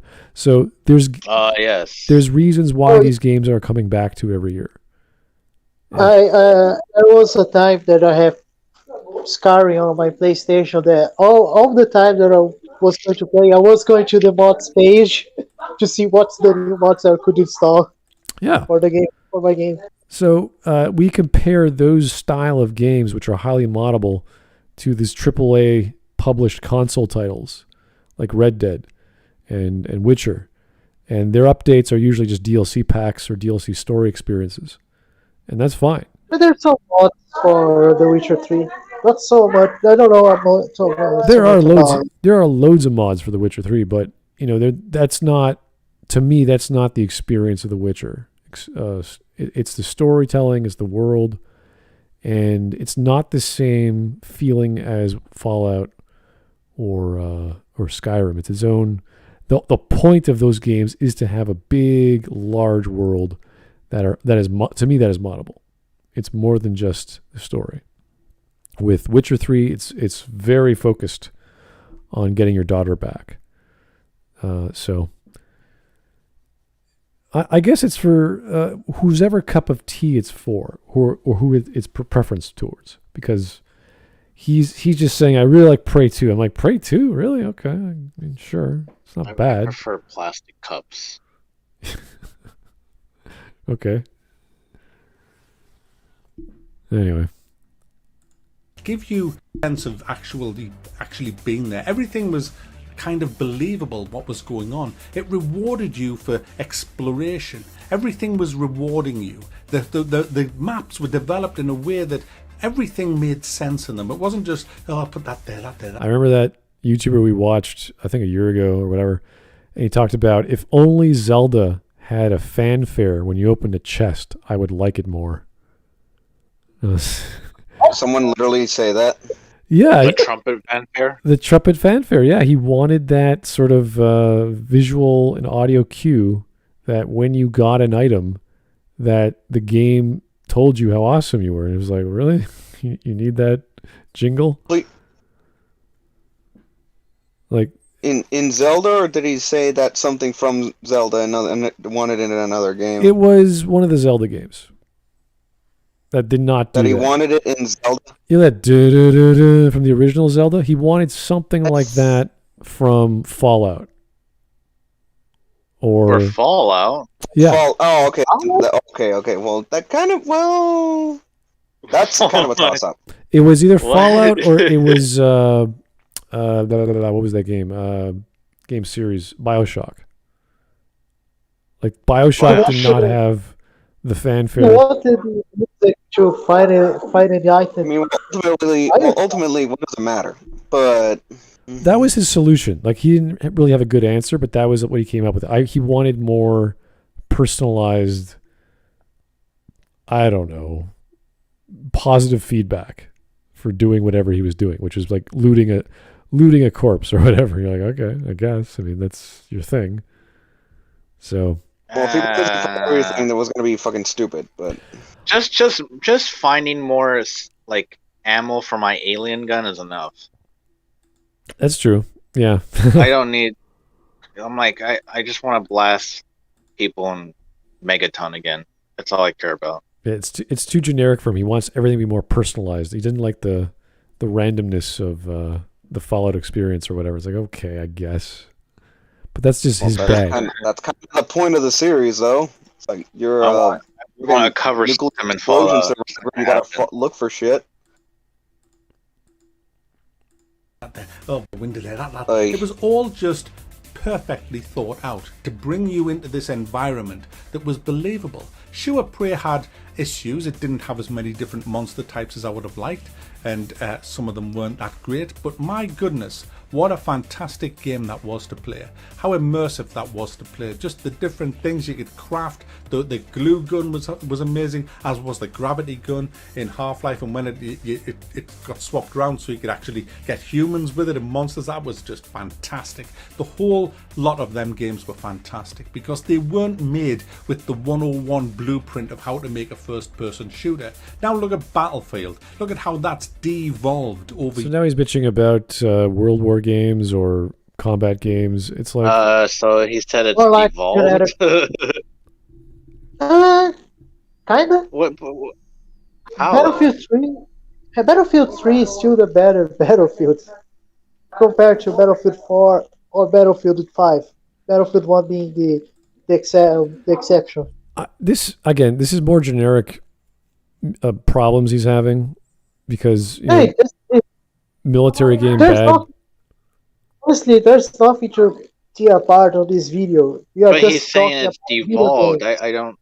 I'm assuming it's going backwards, right? Which Battlefield does, because we go to Battlefield 1, and we go back to what was it, World War Well, 1? It's nothing we haven't heard before. It's nothing special. That's what I mean. If he gave Not really.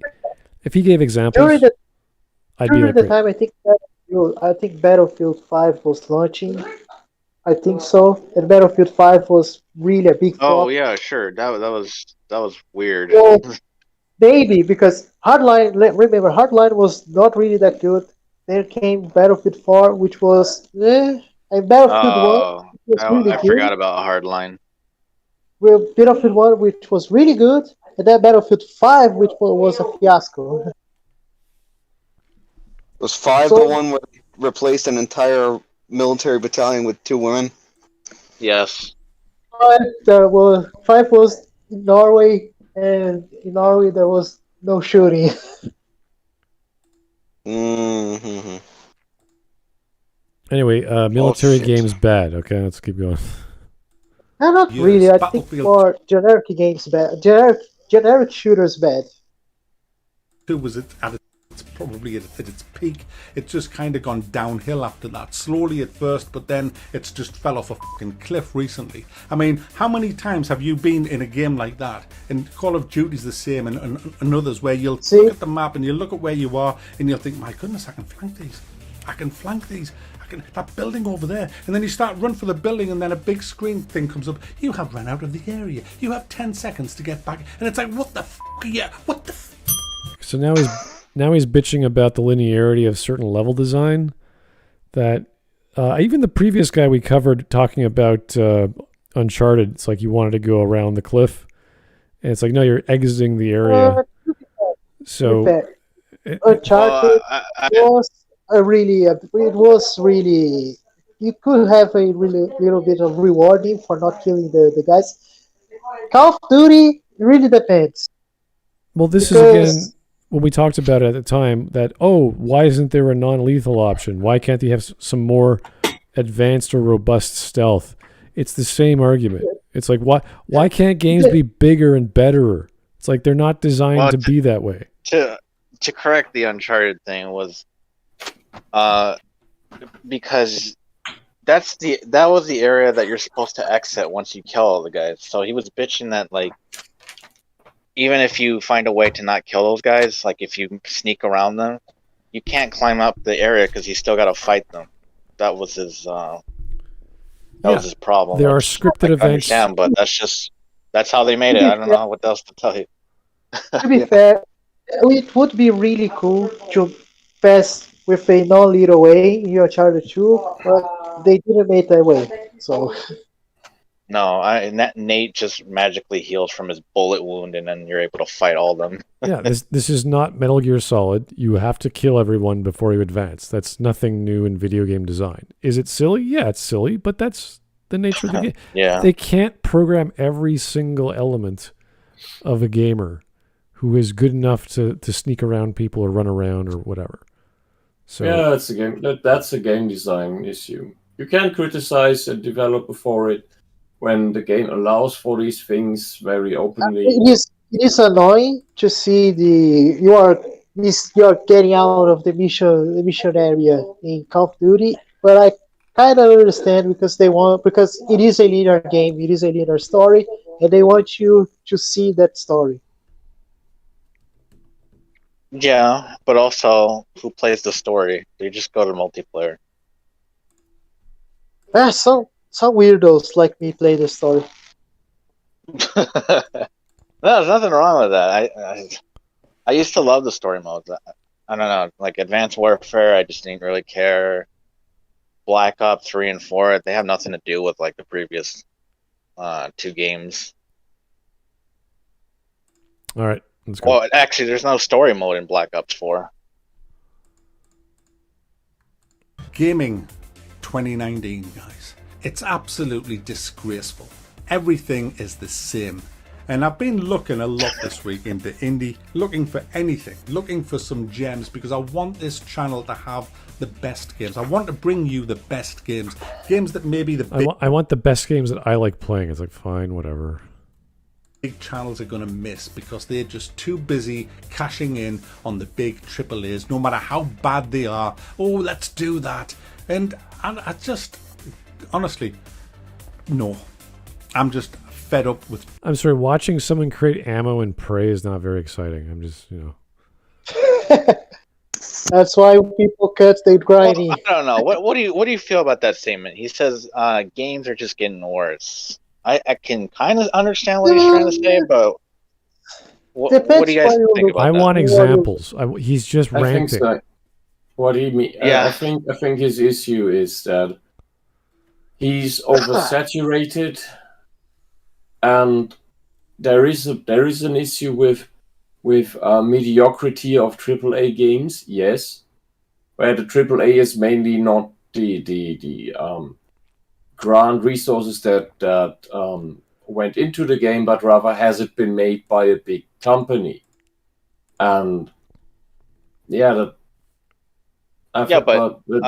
mixes itself with him being oversaturated with games. Yeah, and thereby he notices the staleness of the ever same patterns. Yeah, this is not a problem of the games per se. It's a problem with the reviewer being inundated with the same experience. He's going, I'm getting bored. This is kind of like me reading too many fantasy textbooks or too many fantasy genre books. I'm going, more elves and dwarves and dragons. Like, oh. It's like, just don't buy the next Call of Duty. Just get an indie game. Yeah, go on a vacation. Like, just don't play games for 2 weeks. I'm sure you'll be fine. It's not a big deal. Evaluate the game for what it is on its own merits. I don't care if it's a sequel to Battlefield or whatever. Just try it. And If you like it, tell us why. Don't say it's like all the other Battlefield games because of course it's going to be like that. I'm surprised he hasn't shown any Nintendo games. Well, there's so many different experiences for gamers out there. It's like if you're getting bored of one genre, change your platform. Go to Nintendo. They've got all kinds of fun games. They're silly and fun. No, because I used to be like on PS3 and then 4, and so I was just playing that a lot, and I just got bored. Then I went to like the Wii U system, and I was like, wow. I was having a different experience. It was pretty fun. Yeah, there's only so much you can do with ego shooters. Go play Mario Kart with your family for like a good hour. Just have fun. Oh god. Yeah, play Super Smash Bros. Yeah, play a puzzle game. I like the Captain Toad game. It's just like trying to figure out how to get the star.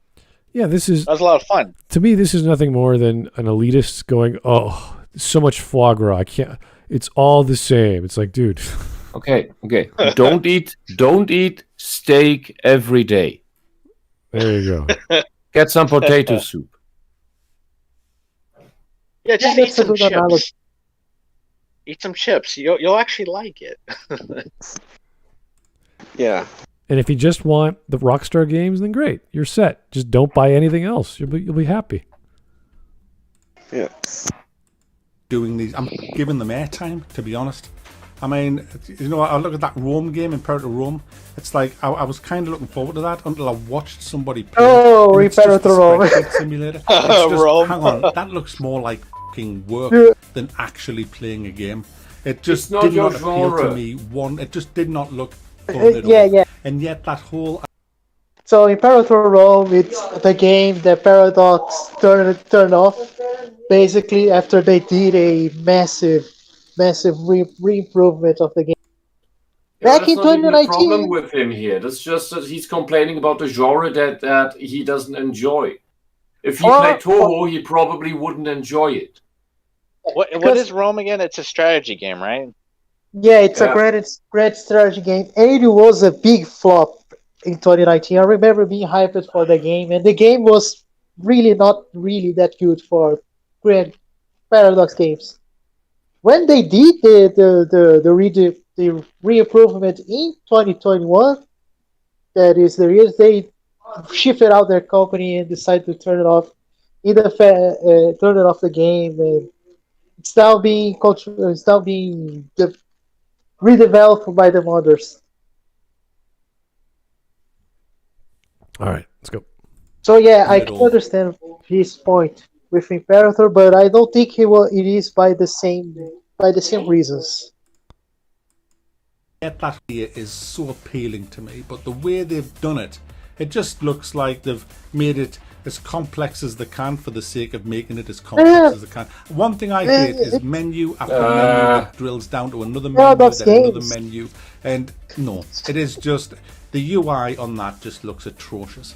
And we don't need that level of options. You literally don't. In Paradox, the UI is certainly really not that streamlined, but all the menus, it's kind of a staple system of Paradox game. Paradox fans, people like me, and we like the complexity of their games. We even dislike when they dumb down systems, like in Crusader Kings 3. The army simply teleport in one of the provinces. It's not like Crusader Kings 2 that you need to wait the levies go to a single province. So for Paradox games, it's a different standard. They're not for everyone. Like, that's the thing. There's certain strategy games people love, and there's certain strategy games that are too technical, like 4X. Yeah, Paradox games are really not for everyone. You really need to like the idea of controlling a nation and controlling a single multiple numbers, because there's not that much of a strategy in Paradox games, because you are simply moving the unit, clicking to besiege and invade and conquering the land, and after that you sign the peace treaty. That's not that much of strategy gameplay in the game. you can roughly say 4X is a genre where the more complex, the better the people who love the genre will like it. Yeah. Like more strange, rare, special resources for each race. Yeah, give me more of that. Don't dump it down to just the same free resource for everyone. Give me special weird shit. More systems for the army, more logistics, more interactions with the characters and other nations. 4X gamers really like complexity. Complexity is something that they want. Yeah, and when it's worker economy stuff where the workers carry the resources around the map all the time, each one, then that is an important part of these kinds of games that people who love these games are really keen on. So when you then just at the same time teleport other stuff just randomly around the map for convenience, then that is shit. I'm looking at you, Surviving Mars. You're a shit game. Oh yeah, Survive. You're a shit commie game by people who don't understand the fucking genre. You should be ashamed of yourself. Use the one thing. And then you want $10 for DLC that doesn't even do anything. Mars is really a state of. It could be worse. The DLC could already be on the disc. It had potential, but you guys are not expanding that right. They did the terraforming expansion back in the day. It was really something, okay, that's surprising. And they are going to do a new one that seems really simple. All right, here's Mike Testa. You just survived a nuke and all your loved ones are vaporized, and out of the corner of your ears is the Final Fantasy VII victory music, and you smile.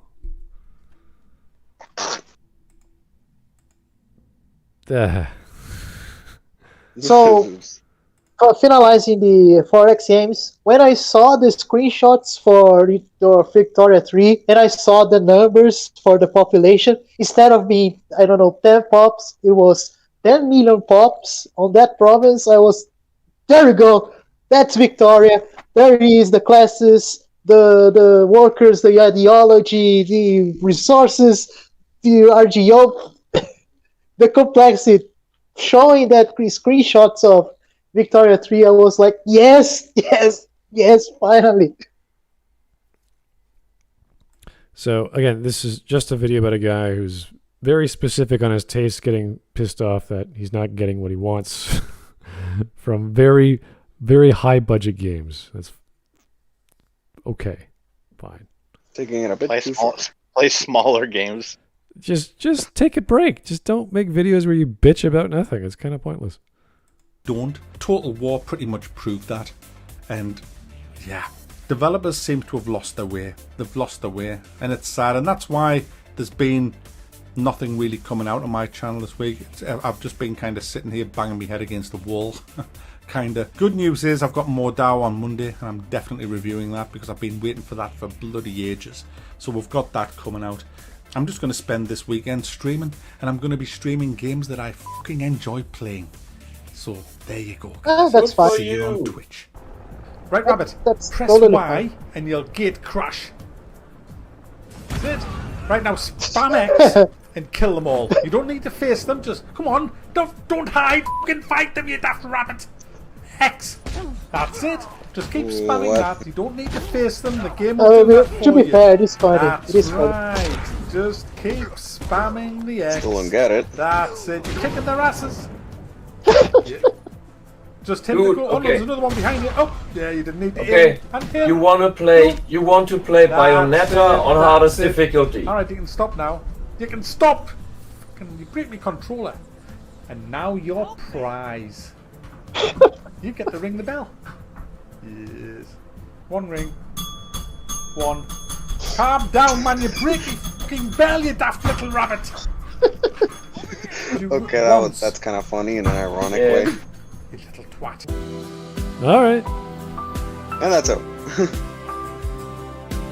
Alrighty. So he doesn't like games that are boring to him, and who knows exactly what that is. And he doesn't like certain game reviewers or game journalists who don't do a decent enough job, which I can relate to. That's fine. So all of them. Just a ranting video. Yeah, just a random video. That's about it. There's nothing wrong with the video. It's just in. Sometimes you need to vent, that's okay. Would have just been nice if it had been a bit more articulate. Yeah, well. Can't do that when you're emotional. So anyway, guys, yeah, that was about it. Are there any stream memes? I don't even know we have that. Oh, sorry. One Mike Testa super chat. Is that what this guy wants in Fallout? Please no. I couldn't tell you. No, it's not. It's not this guy. It's someone else. Let me see if there's any stream memes. Let me just check it out. At least a few, I think. Yeah. Oh, there is. Okay, great. Let's see what we got. Don't be sad. Don't be sad, Wisp. Caius, or Sias. Don't be sad, Wisp. It's white and red like your spaceship. Oh, hey, that looks cool. Yeah, look at that. It's cool. I didn't have all these cool pieces.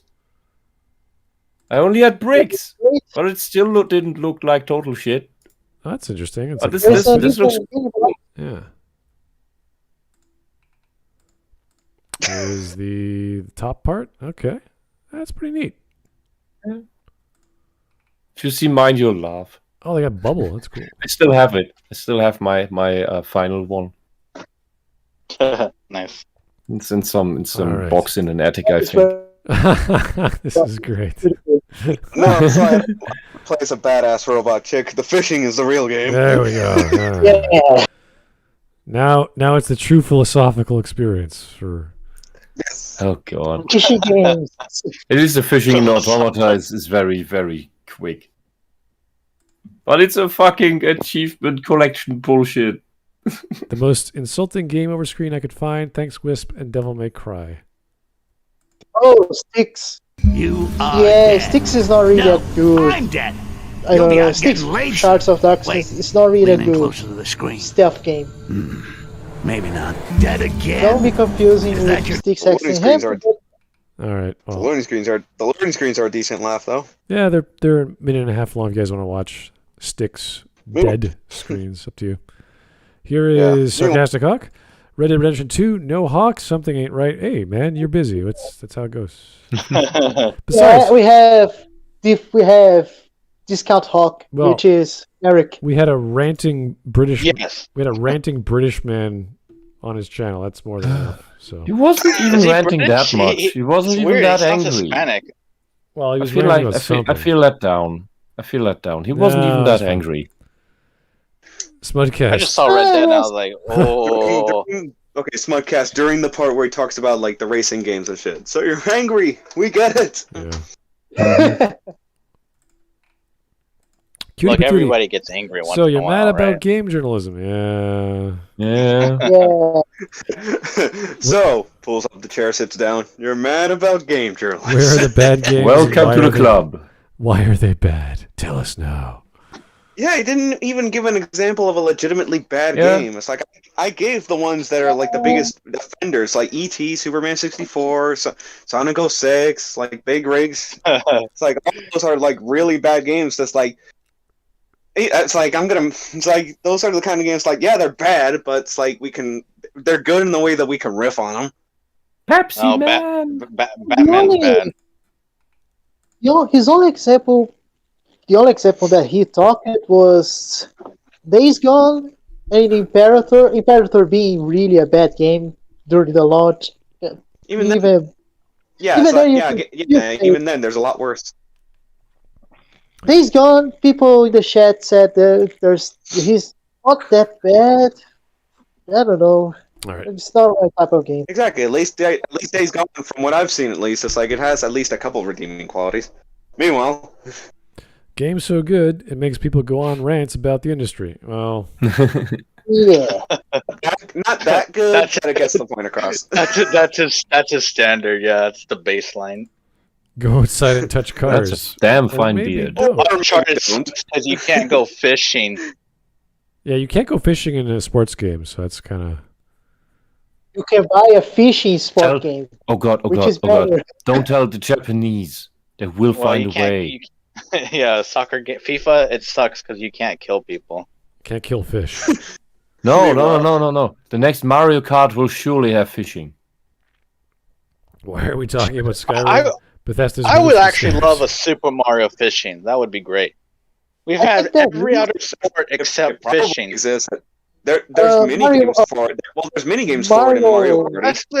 That's not the focus. I want like an actual fully fledged fishing simulator for Mario. No, that's what I'm saying. That's why it's only in like Mario Party's mini games. Like an entire game of Mario just fishing wouldn't really. Heck? Mario, Why not? Mario- really- There's a to dive whole underwater to sport catch the series fish. about with Also Mario Mario Sunshine. characters that do all the fucking sports. That can Mario fishing could. I would not be surprised if Nintendo did that. I would I'm want surprised they Mario didn't to do it with the Wii. Meanwhile, at the same time, there's just as much potential for there to be a Mario like FPS where it's paintball themed, and yet Splatoon yes. exists. Why? Well, they still could do it because the Switch has motion control. No, so- but there's Yes, Mario, but- dude. There's Mario Mario. XCOM. Yeah, I know, and I want to play it. XCOM? Yes, No, Mario Mario versus Mario Rabbids Rabbit, thingy. Mario Like, Rabbit. That's want basically strategy XCOM game, yeah. with Mario. I want a Strategy sequel game, to the Dance Dance Revolution of Mario. Yeah, that too. I'm pretty sure it's already exists in Japan. In Japan, I guess. But Oh, meanwhile, let's get back to God. Anyway, memes. here's Steven Seagal and a bunch of heads. Smud, Bears, and Wisp for some reason. Oh, He's holding melons originally. He's smiling. I don't know what's going on, Steven. he's happy. Wait, which meme are you on? Is he happy? He's hugging Steven us. took over the He's hugging. watermelons. It's happy Oh, Steven okay. Seagal hugging us. It's wholesome. Yeah, hugging the Smud crew. Yeah, What the hell is this? the Smud family enjoy a gaming program. Mayfield 19. Ah, EP. I actually watched EP Wait. with Tommy Oh God, Tallarico. it's real. Tommy Tallarico and what's the other guy's name? The hardcore guy. The guy who started it all. Anyway, doesn't matter. Anyway, Half-Life and Prey are the only generic FPF games. Meanwhile, Dishonored, System Shock 2, Bioshock, and Deus Ex looming over it. Yeah. He didn't like those. Deus Ex is not even a shooter. Deus Ex is not even a shooter. Although I'm surprised he didn't.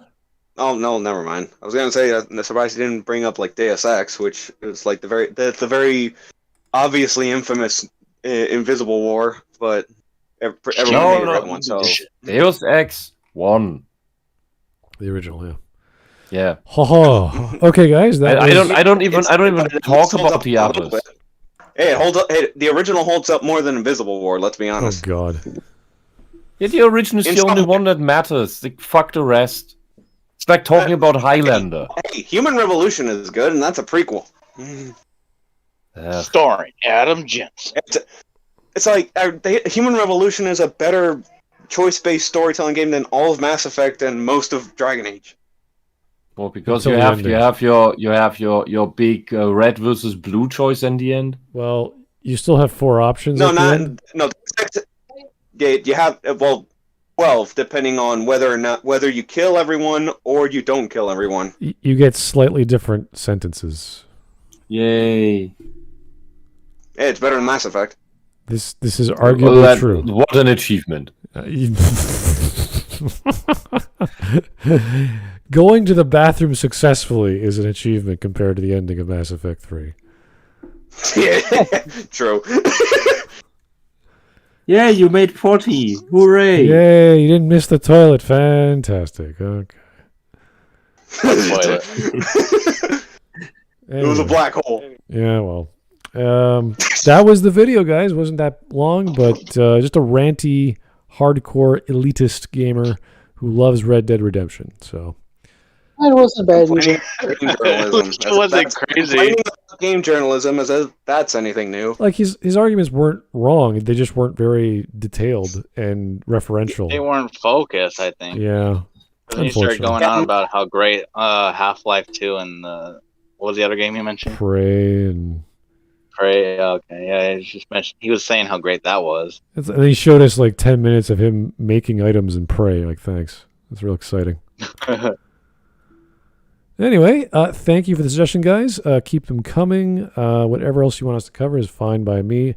Help me finding people to cover it with me is another story. So you never know what we're going to get and who's going to come with me. So that's just how it goes. Democracy works to a point. So keep them coming. Thanks so much. Have yourself a great evening.